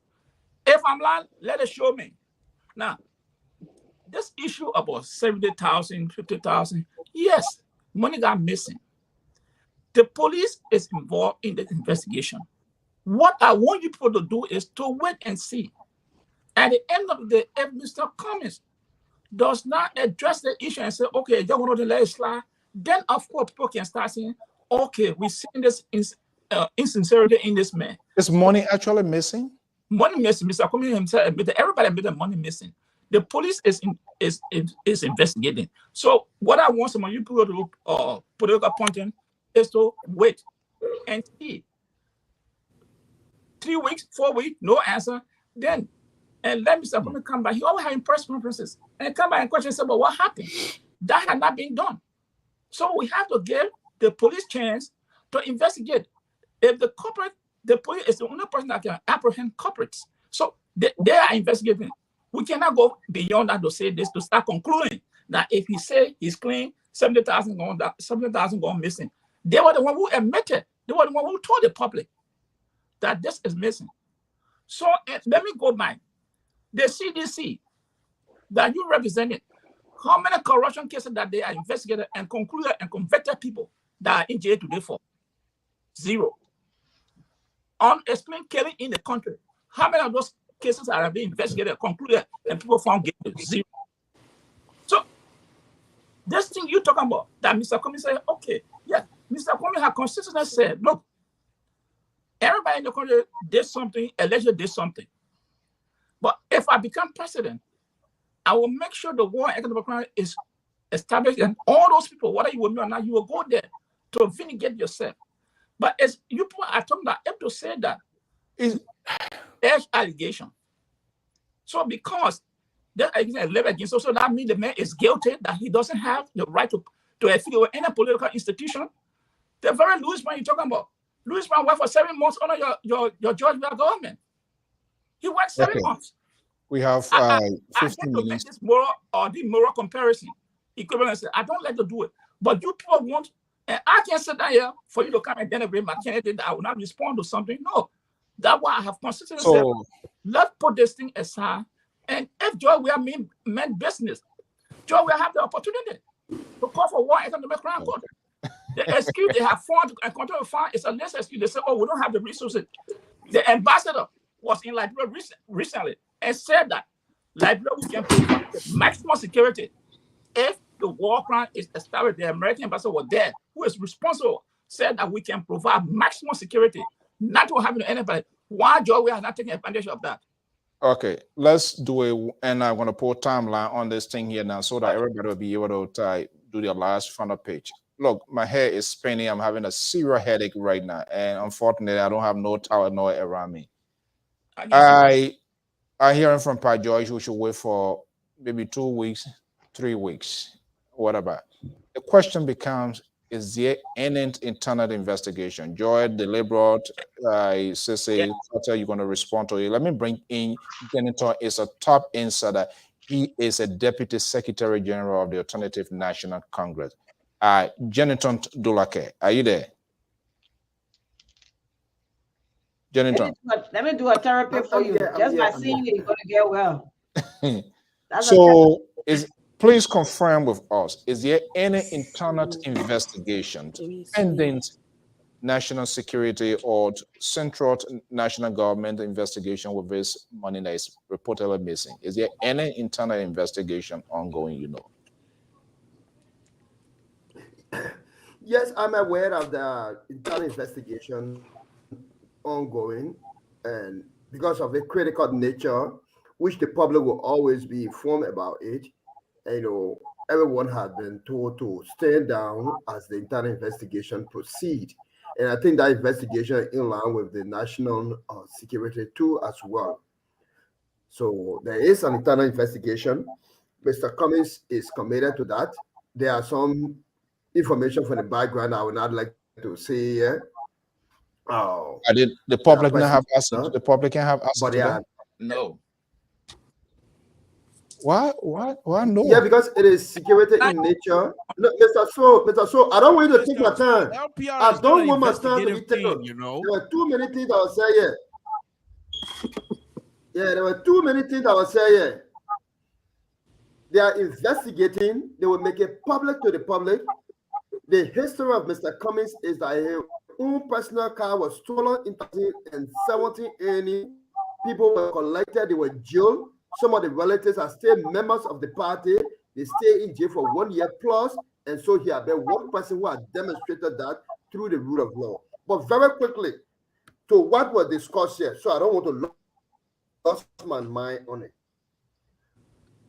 One, Mr. Toto had never, until he proved that possible to us, and that's why I said we should be on facts. It will help us. Because people are looking at our family, following office, and following us. Mr. Dr. Toto had never pointed out anywhere that he's ever had a conversation he was an American citizen. But because we are in this political process, he chose to throw that at Mr. Cummings, something that he had aggressively and vehemently resisted, that he had been a Liberian, always a Liberian, and possibly if he died and come back tomorrow, he may be a Liberian. So that one a different lecture. We'll have that come to another time. My brother can talk about Mr. Cummings should have represented But contradictorily, all of us should have a choice of ranking. So for my choice of ranking would be, because we are from the background of yesterday, today, and the future. We believe that election is about the past, the present, and the future. So if I want to have an option, my option will be between Councillor Gonglo and Medera Kopo, because they are all of the future to an extent. But for this, Mr. Keta to say he put a future, a retrogressive, it will be George Weah, who carry all of the bandits, who got people who took part in war but have resisted war and economic crime code, wanting to compare them to Mr. Louis Brown, who is standing for war and economic crime code, who signed a peace accord, a chief negotiator of the peace, and worked at the TRC. Did not stop there, keep to Monrovia, testify. When at the United Nations, where Louis Brown, and when all of you are looking for Louis Brown, he was right in New York. You didn't see him? When he came to ANC, that's the time they discovered Louis Brown. He was in New York as an ambassador of the United Nations. All right. But Mr. So, 30 seconds before I go to the other. As Liberians, we should be, quickly, we should be concerned as Liberians that our country had $100 million worth of drugs that landed in our country. Now the suffering is not just about us, about the cash that is being stolen. It's about blackmailing our passport and our reputation as a country. It is on the basis that come what may come at what. President Weah will be a one-term president. It is not because I say it. It is not because I wish it. It is because Walaibo and Jeribo in Greco County, which is a big town, has no school, has no hair pump. It has 2 police stations. That is the debate. And our challenge for the ANC will be to educate people about voter. We have the ability, we have the financial well-worker, we have the sales on ground, and we will deliver the people Dr. Mr. Cummings and walk away with 50,000 votes coming third in Mesurado. That will be what we will see it. I can assure you. Okay. We're going to spin around the room before we can go this evening. We want to keep strictly to the point. So if you have your 1 minute, we don't want to come here. We want to leave the juicy aspect so that the following time they can join us. So we're going to use that 1 minute. And if anybody will call into specific thing, that 1 minute, 30 seconds will be allotted. But folks, ladies, gentlemen, I am confused. I am in the open world. I'm not hearing the conversation that needs to be heard. People are making comparison. Okay, you did it yesterday, so I can do it today. So what are you talking about me for?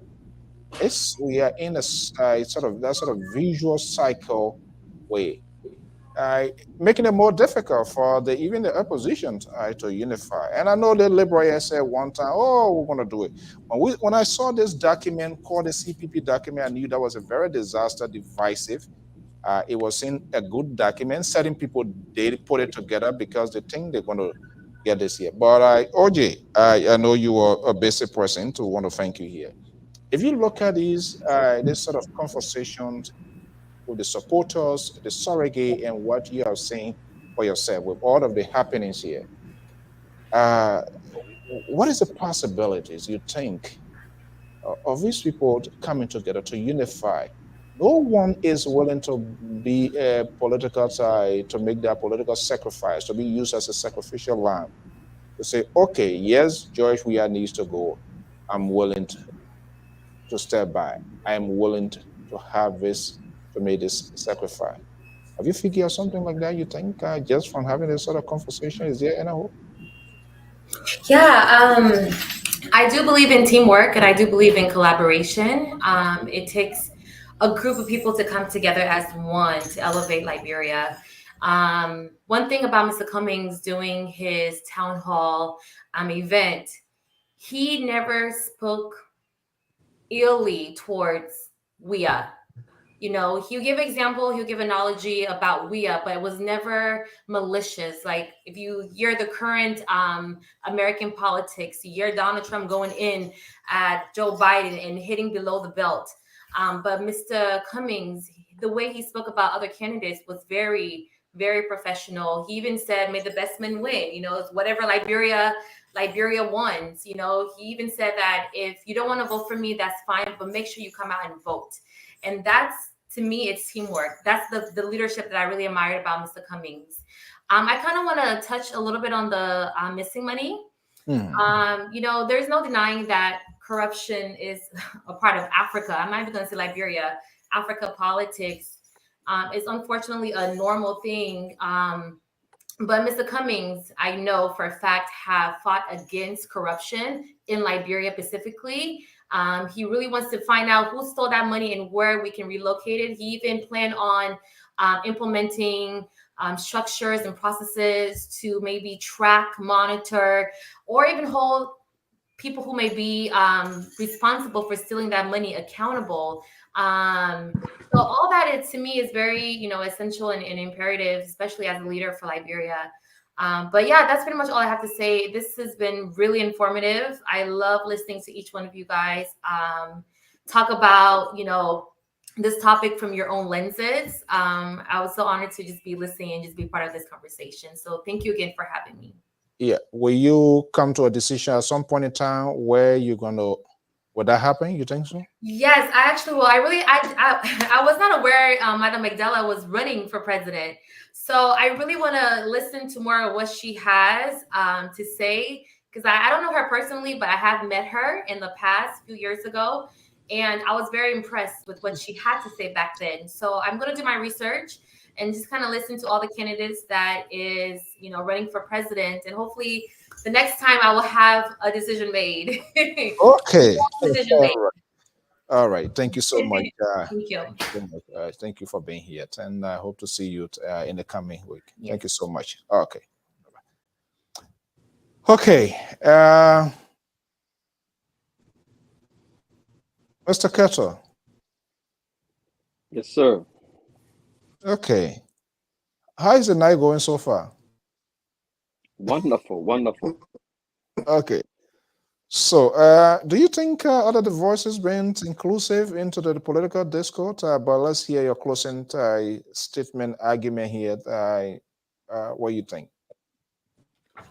Well, but I saw with the rest of the panelists giving their view. Yeah, I mean, anybody can say anything. It does not mean it is fact, even me. But there's something called reality.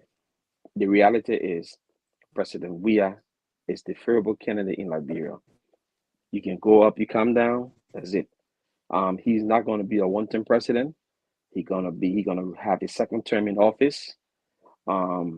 We see a big dysfunctional opposition, opposition that have men who ego is so destructive to themselves that if they're not careful, they will be erased from the political scene in Liberia, and there will be a new breed of opposition that will come. The opposition today is, I mean, where they are presently. I don't even look at them as opposition. I look at them as a bunch of greedy men that trying to just, get into the natural resources of our country and plunder it up. The question you ask the lady that just left, if be a sacrificial lamb to say, you know what, President, we cannot face him singly. We got to come together as a unit. I bet you nobody. Joseph Boakai, he said, take a second to me. Alexander Kumina stated position. I'm not going to be vice president. I'm going to be president. Who's going to come there? You can put Dana Cooper with Alexander Kumin. He's not going to come even fourth. So the big thing here is a big dysfunctional opposition bloc. Big dysfunctional opposition bloc. And then you allow them, they are so immature, they chose a little boy. Or they agree for a little boy to look like kids picking up a co-star.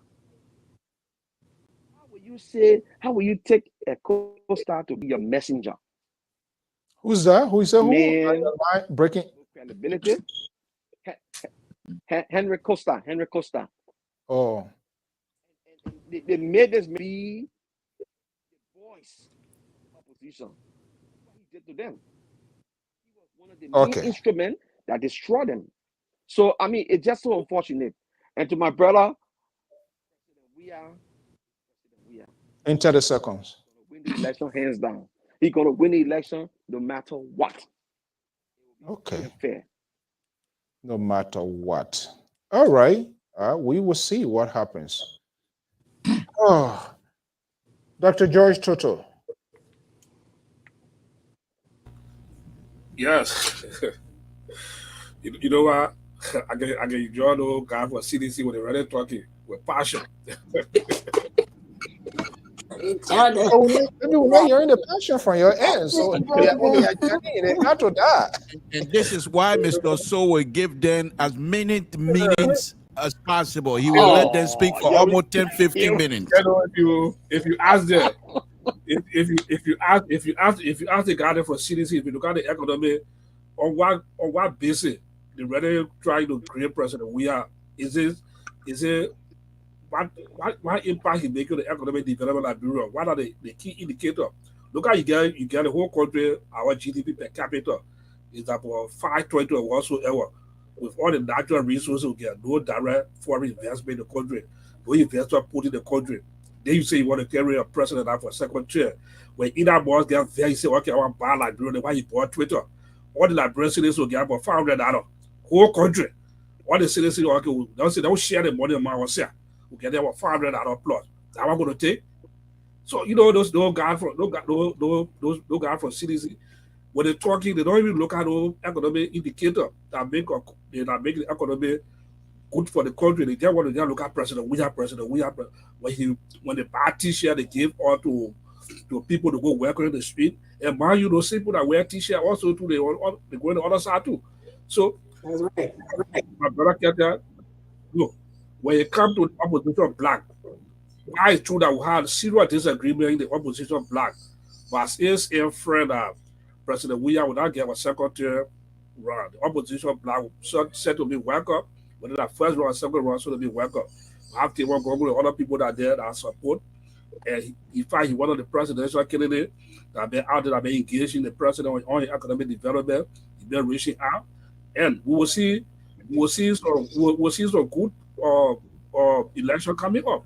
So with all the economic downturn in Liberia right now, you get our country, the inflation rate is about 20%.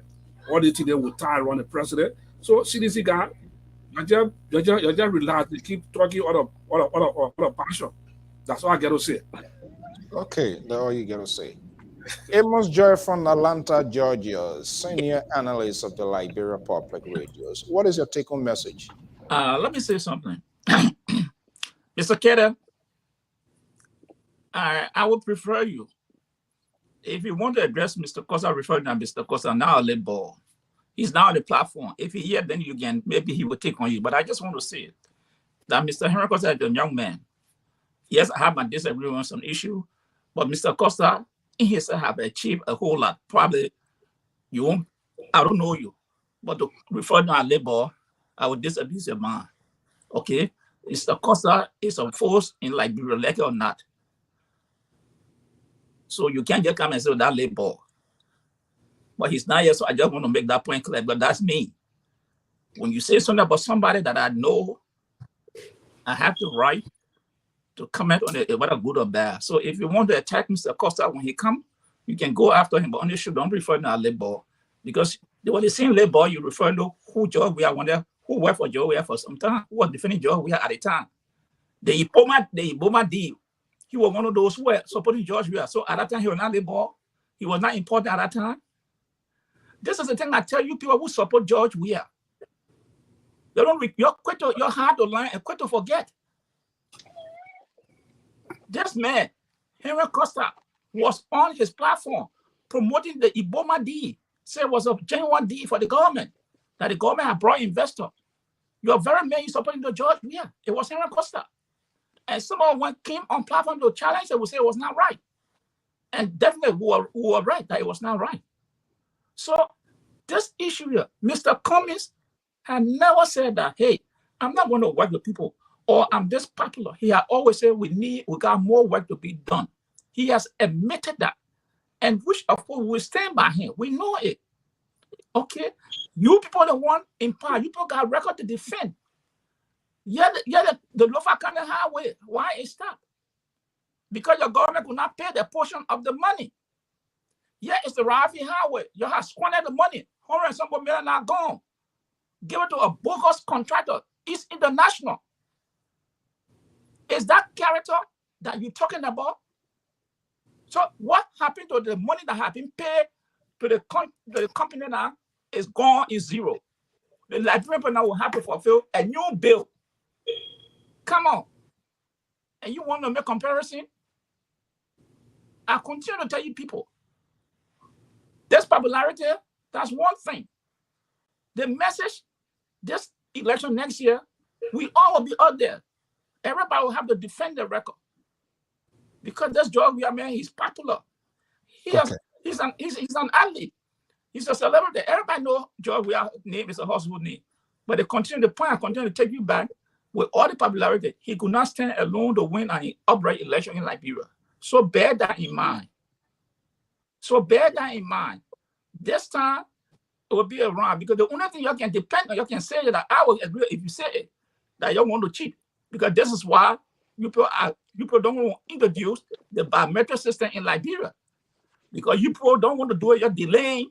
So you can say, oh, well, you vote ID card, so you can go and print all out of it. Okay, Mr. George, thank you so much. Thank you so much. Jonathan, you spoke already? No. Yeah, Jonathan spoke. Well, is he frozen? Yeah, our ladies going to wrap it up then. At least I think there was something the 11th year. The liberal progressive. I wasn't going to say anything, but I think I'll just say a little bit here. First thing first, let me speak to this young man who's referring to Costa as a little boy. I think it's condescending, number one, disrespectful, number two. I don't think you want anybody. You don't know how the man eat. You don't even know where he sleep. You don't know how he pay his bill. And nobody can make, even as much as I know I'm older than you, but I can't call you that name in public. That is something that I think even with your love for George Weah, don't love George Weah more than George Weah love himself. And you're acting like the how do you call it, mega America. You can't do that. But on a very serious note, you need to try to stay away from it if you're going to continue to engage yourself in this public manner. And second thing about Costa, this guy is not only popular in Liberia, it was one of those that was named in Africa as one of the most among the 50 influential African, and he was celebrated. They gave him an award about that. You can't do that kind of thing sitting there in Sacramento in my little studio here, and they don't even know me. So we can't do that. The second thing is, I think, Mr. So, as we come out here, we're gonna have you to post some sort of a rule up here. As we come out here to start diagnosing people, we better start showing our medical certificate that we have the ability to diagnose people who are whether they have the ability to move X, Y, and Z. You don't have no paper medical, but then you're going to say some people in the opposition cannot do. How you determine their mental capacity? You don't have training for that. I don't know that.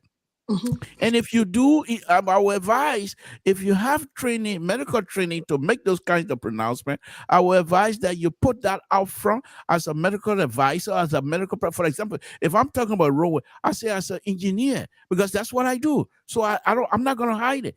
But I cannot leave from here and say, Samuel, you're stealing the money, or you don't even balance the book. Well, I don't even know what the book balancing is.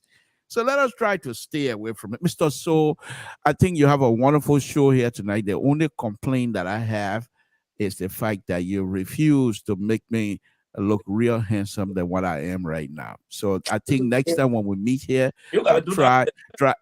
Mr. Central, right? The Libra is on the floor. That you this time you see how Okay, far you are, Samson, Mr. thank Hold you on, so Mr. much. So, Mr. Central, right? You see how far you are away from the far right. He put you way on the other side right now. So I'm enjoying myself. So you're not honoring him Thank tonight. I you, enjoying that, sir. Mr. So try and fix your monitor next time, so at least I can look the way I'm supposed to look. Thank you very much, all panelists. Unfortunately, I can't get something from Totan to reconstruct you. You Goodbye, Mr. So it's a okay? wonderful show. I didn't ask you to make a response. Thank you very much. All right. Okay, Koto.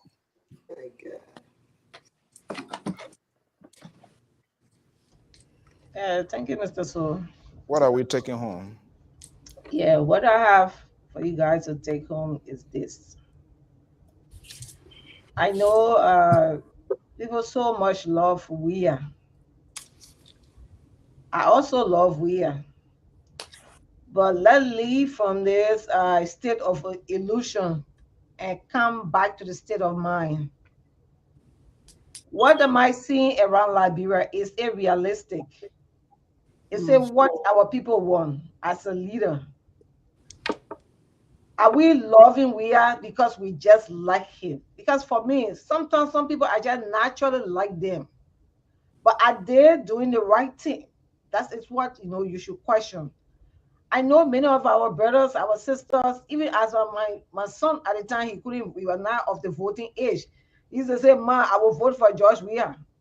Can you imagine? He was then 15, 16. He couldn't vote. But today he had realized that that man that he had outgrown, because he a man now. He looks around him and see the reality.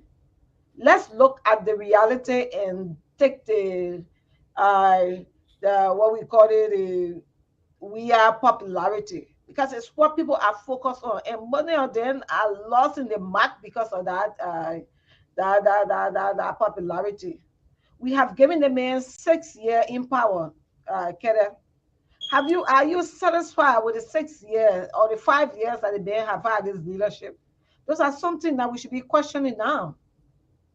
Okay, if I must get a man to marry, okay, let me live the engagement with him and see how well the engagement is flourishing before I, go deeper to marry. But we are not thinking about that. And it is true that Mr. So called your attention on Costa. Okay.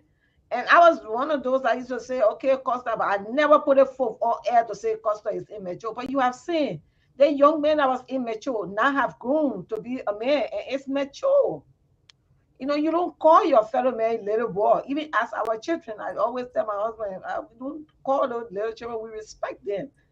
And we should respect one another, despite of our, differences.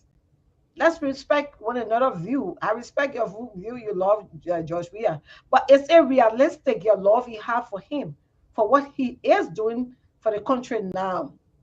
And this is what we're going to be preaching now to the people. If you are satisfied with the life you're living now and you want for your children to continue living the life they're living now, then you can vote George Weah in. Okay. But if you have an option, because that you want something better tomorrow, then you have to change your mind, because you cannot continue living the life you're living now and assume that things going to be better with you. No. The decision you make today has an effect on you tomorrow. And when the scarf gets on you, it's hard to heal a scarf. You may try to take off the scarf, but that mark is going to remain there. And that's why we don't understand. And I see many of us just say, oh, we love, we love, we love. Okay, but what next? For me, it's what I'm preaching. If you can have Omer Baka, you can have Cummings, you can have Madam Mandela Kopa, you can have Gonklo. Those are people that are intellectual that we can trust again with power. It's still, possible to say, okay, because I just like George Weah. This is a man, you're looking at it. When it comes to security, he's not securing our country as it's supposed to be. When it comes to integrity, it is not there. No. When it comes to leadership, he's not exhibiting all of these integrity that a leader can exhibit. And this is why, for me, I make my judgment to see all of the categories in a leader. Are we seeing that? And I think we should think about it. I know that it's part of love that we say, okay, yeah, I love Joria, but look at the other side of it. What will Thank be you so much. of you to Okay. Yeah, You're about to put the cap on the head, and Dr. Keman with Toronka are going to put the cap and do the finishing line here. Thank you. We've been having a conversation. All of the panelists, they all have picked their side. That's the beauty of this network, and we intend not to leave anyone behind. All voices, all segments will be here. I didn't hear any closing argument, which is so terrifying. The liberal, he was unable to even articulate a guy his support agenda. So everything was we are. I, who the free thinker, how can I make a good possible decision? Dr. Toronka, let me just bring you in here. Totally agree with you. Totally agree with you. I always like to conclude the night by highlighting the candidate that I feel is strong in this race. Now, I do concur with Mr. George. I don't know Costa, but I've communicated with him a couple of times, and I do hold him in a degree because he have a passion for our nation. So respect is due unto him in that regard. At the end of the day, I think we all are in conclusion that we want this president to be one term. And before I conclude, when we look at the record, as everyone have highlighted, when it's coming down to the wire, I think we have to give the Liberian people credence, or at the very least, give them the opportunity to see that what they have been fed over the last 6 years has fallen below the standard of their expectation. The World Bank is putting Liberia at a 50% high unemployment rate. The employment rate is extremely high. As I think Amos or someone was talking about GDP. As a matter of fact. Is that a liberal county? No.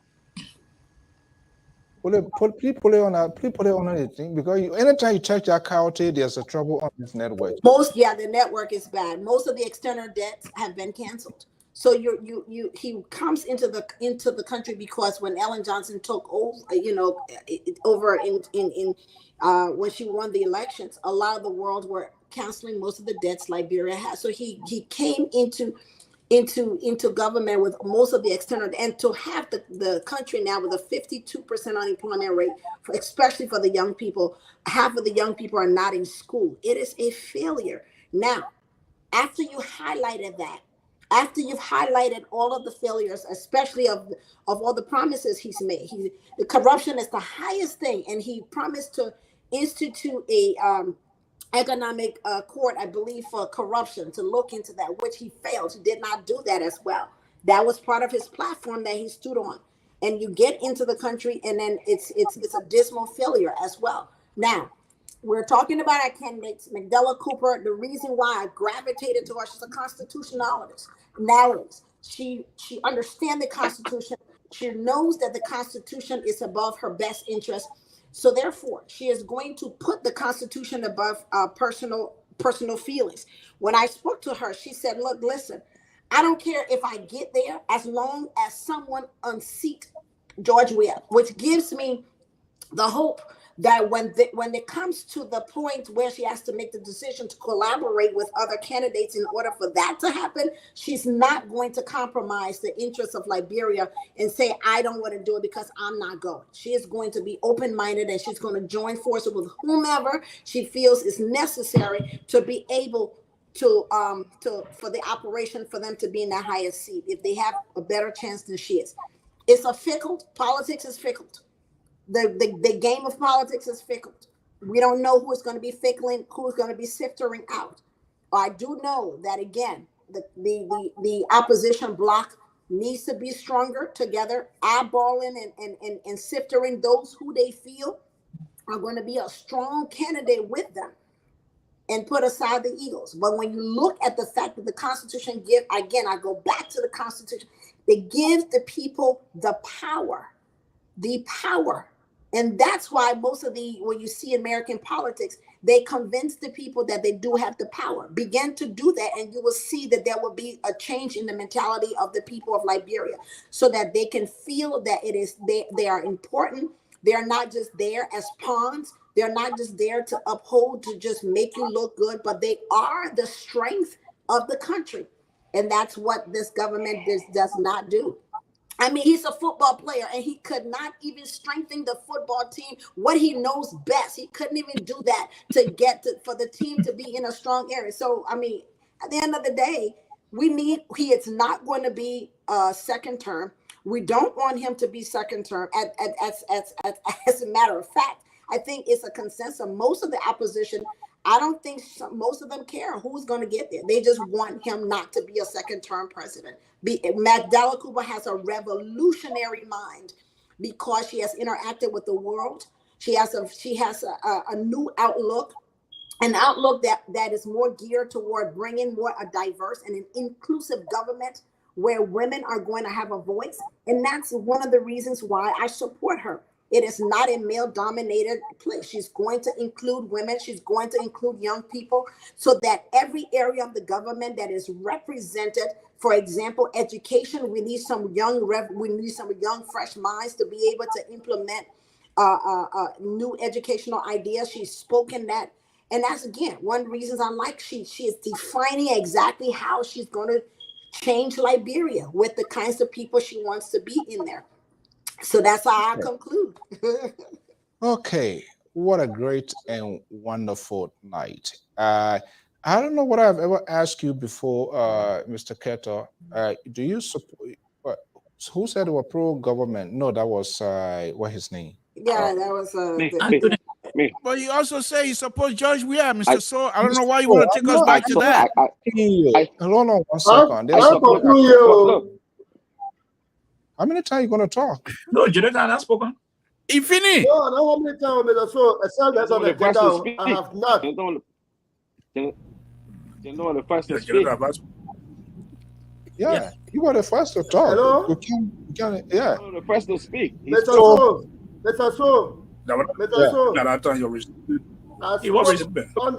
I spoke here twice, and everyone had 3 rounds. You were checking. That other word you see it will be you. Everybody spoke 2 times and concluded 1 time. Okay, no. I don't want anybody going with their cholesterol and blood pressure going over the roof. Say, oh, they didn't let me talk. So good. But hold on 1 second, Ketot. Let Jonathan make his point. Saying he said, I think his patron Amos George now back in. So that the total said. I responded to it. Okay. Yeah, go ahead, Jonathan. Oh, you going to come over again? So very quickly, but it was a good show, by the way. We always need these exchanges so that we get to the bottom line of who best is suited to lead our country. I'm one person who believes that our country doesn't need politician, it needs manager. And so I see Ellis Cummings fit in the position, a demonstrated historical track record that we can trace, well audited by independent auditors classically around the world. That border around hundreds and hundreds of millions of dollars that cannot easily be distributed and managed by Liberian politicians because it be squandered, whether in Liberia or here. Because the list of fanatic over being jailed here is a record. Ellen Kogon is a record. So nobody can say that only here in America they can do it, only in Liberia they can do it. I am drawn to the point of Mr. Ketor that said the opposition are greedy. Let me define you what is who are really greedy. Those who are greedy are the seditions, and George Weah and his bandits and bunch of rogues who stole the 11 million and increased the rate to $17.50. That's the real rule.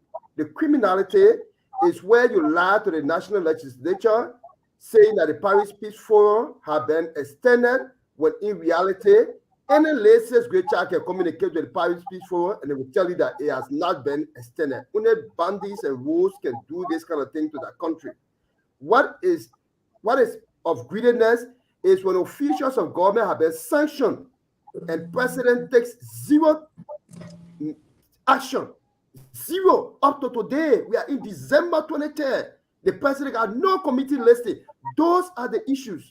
Someone talk about 70,000. A human being who is referred to as Solomon Kado can take a free human being in less than 3 days ago in Grand Bassa County to sell that human being for 5,000. Someone will tell me, say, when you see 40,000, you are not taking it. It just demonstrates how the country is rotten to the core and presided over President Weah, who does zero thing about corruption and stealing. What is telling us today about greediness is that we have paid whole dog on Murphy Highway. So now flights are about to reduce coming to Liberia because of the danger of the road. Because you were advised, and yet you took the road and gave it to a company that doesn't have the capacity.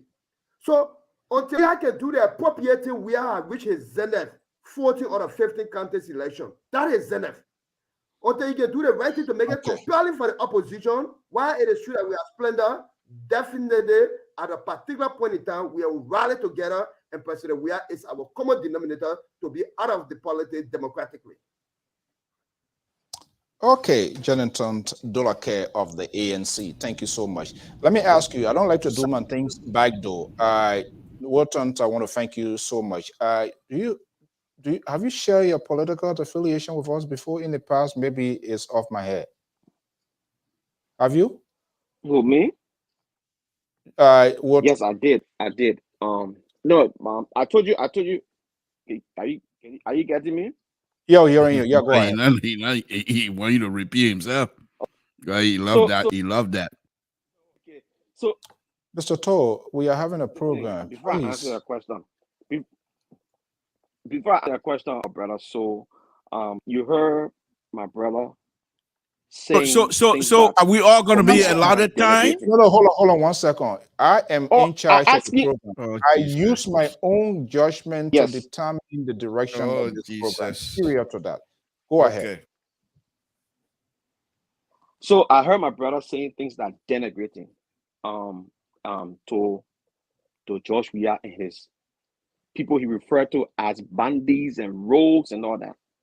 And I find it hard to understand these sophisticated people that sit on this platform, excluding you, they will not even point out to say, no, don't do that. They will not do that. But I'm calling somebody who behavior, what I say it is, they want to sanction my voice. I think it's wrong. The fact is, we see it from day one. This man brought these people together, and then he started to insult the ANC leader. He didn't use political words on him. He used words that you and myself would never use to our peer. He didn't do it to Ule. No, don't go. You got to post out.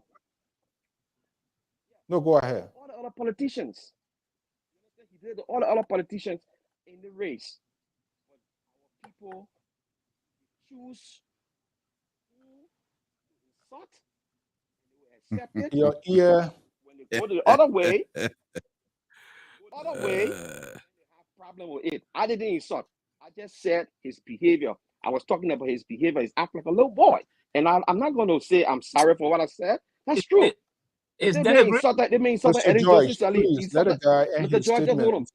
This man insulted Ellen Johnson-Sirleaf. I'm not a big fan of Ellen Johnson-Sirleaf. She's a grandmother. She's a mother. You can't do that. Talk about the issue. He insulted President Weah. He insulted Joseph Boakai. He insulted Alexander Cummings. And then you people on this platform, you support those people. You say, oh, Henry Costa is this man. I find it hard to believe.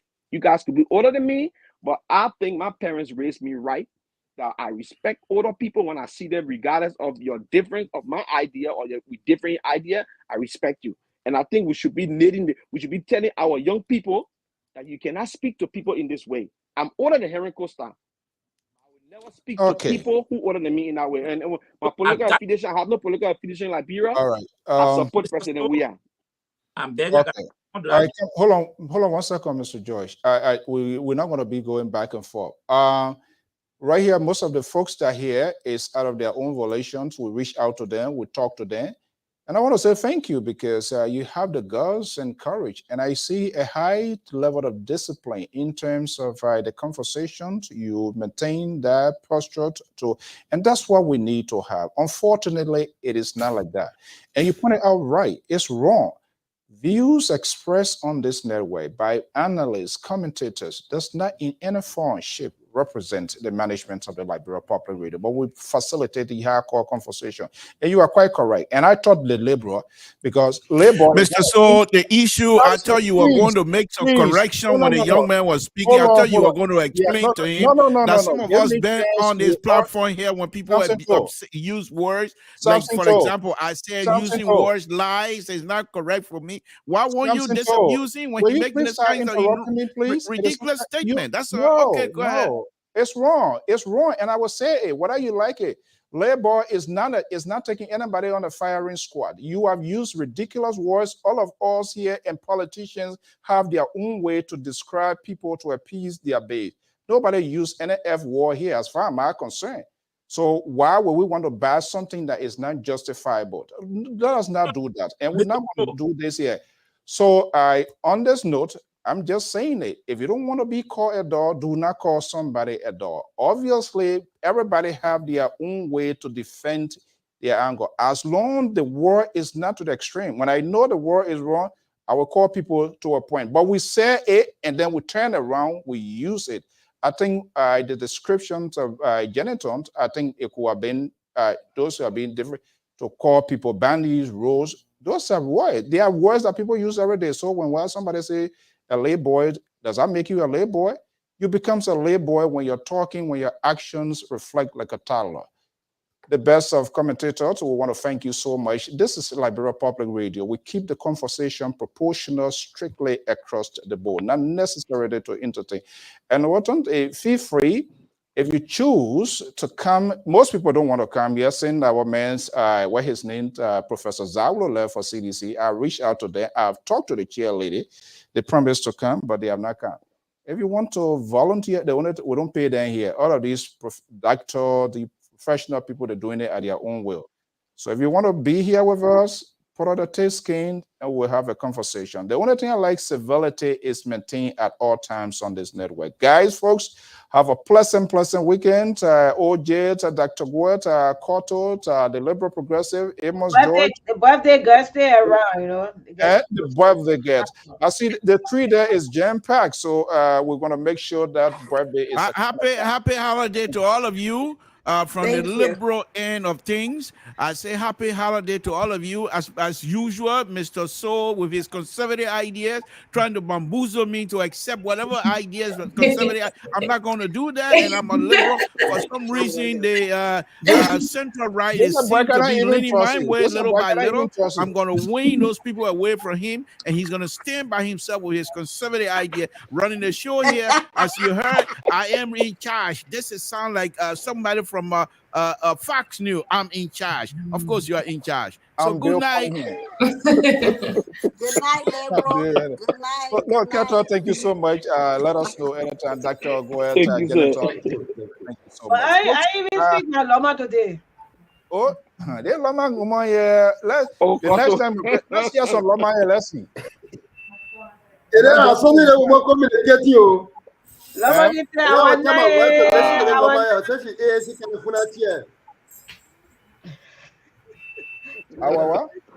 Loma get awana galari zoma. Vusa yi twana vazo kono. Twana guboso maga. Ama sina wata zile vusa vazo. Ayi vile vusa vazo adunu bagolana ga ademaza ga pa. Ama sina wata zile vusa vava. Adinate bagwazu ga tse ademazo ga te power go adayi bama. Ama na wata zile zuvazo. So go ava ga go bo maga upa. Ga boso maga adi vile vusa gi vanizo. Ga adunu zina ga twa power go adayi vama. Mama usa ga wana kono ga ba boso uma. Usa. Thank you.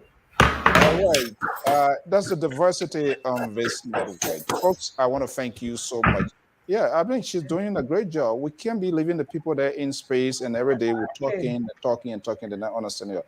Guys, thank you so much. Have a pleasant weekend. Please stay safe. The weather is terrible everywhere, flights and weather driving. Thank you so much. The next phase will be Ambassador Jose Nyoma Boyka. Will be the next person that will profile in our next edition right here on the Liberia Public Radio. Thank you so much. Have a pleasant Thank you. Merry Christmas, everyone. Thank you. Same to you. Okay. Let's see here. Let me move the Tanchi here from Totan. Let me move him from here. Okay, well, folks, this is the building that has been heavily contested by all sides in the political process in Liberia, the executive mansions. That's the official residence of the President of the Republic of Liberia. It's been heavily contested. Surrogates, supporters, and hardcore members doing everything possible. But what has they done? Yes, we have the elephant in the room, but is the opposition as well doing enough? Are they effective in driving the narrative, their talking point to draw that parallel line? How to downsize government? How they're going to create job opportunity? Yes, I do understand they are not the ruling party, but are they taking all the necessary steps to make sure that their case? Personally, I strongly feel it is just insufficient to say, we will win, we will win, we will win. He will be a one-time. One-time is just a word, coin, to tell people that it is going to happen once and only once. But is that talking point taking place today? Are they having the conversations? Are they making the case? Are they collaborating to have this action, or they saying be put into actions or being perfected? I can for so sure say that it doesn't seem like to be the case. We will continue the conversations, making all sides whole, making the conversation proportionate. It is a Liberia. I don't know all, you don't know all.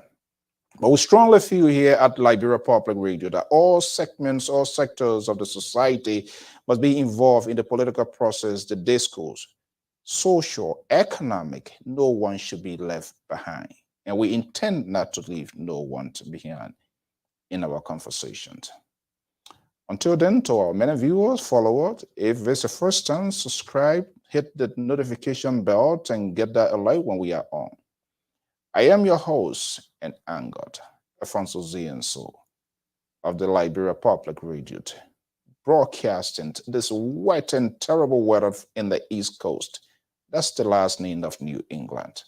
Until then, have a pleasant evening. Bye-bye. Let's take you to La Côte d'Ivoire.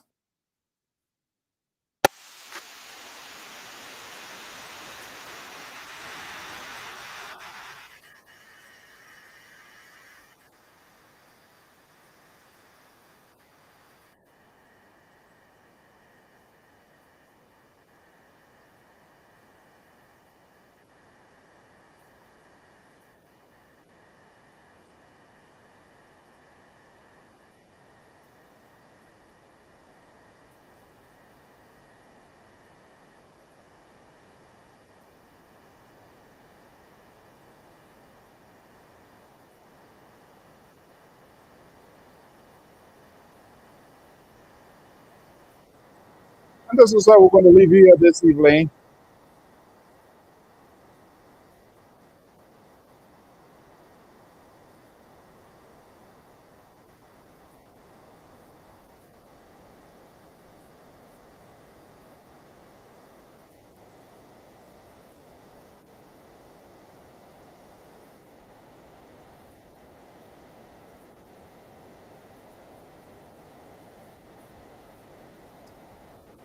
Well, folks, we want to thank you so much for your time, for your evenings, your mornings, regardless of your positions, whatever you are.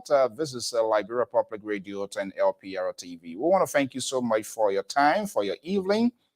That's the panelists. They are always here to decide and have a national high-call conversation. Maturity and civility is what we maintain at all times. And of course, to you, our valuable listeners, follow up. Your engagements, your interactions, your tweets, your comment also help us to do what we are doing. Say happy, Merry Christmas and a prosperous New Year. By you just listening to this, trust me, all those bad credits restored. Go to any car dealership tomorrow. You're going to walk away with a brand new car. If they ask you, tell them AZ and so say so. If you won't pay the people there, you go there, and I'm going to get to you. Let me tell you right now. Okay, well, folks, thank you so much, and have a pleasant evening. We'll be back here again for more programming at some point in time. Bye-bye.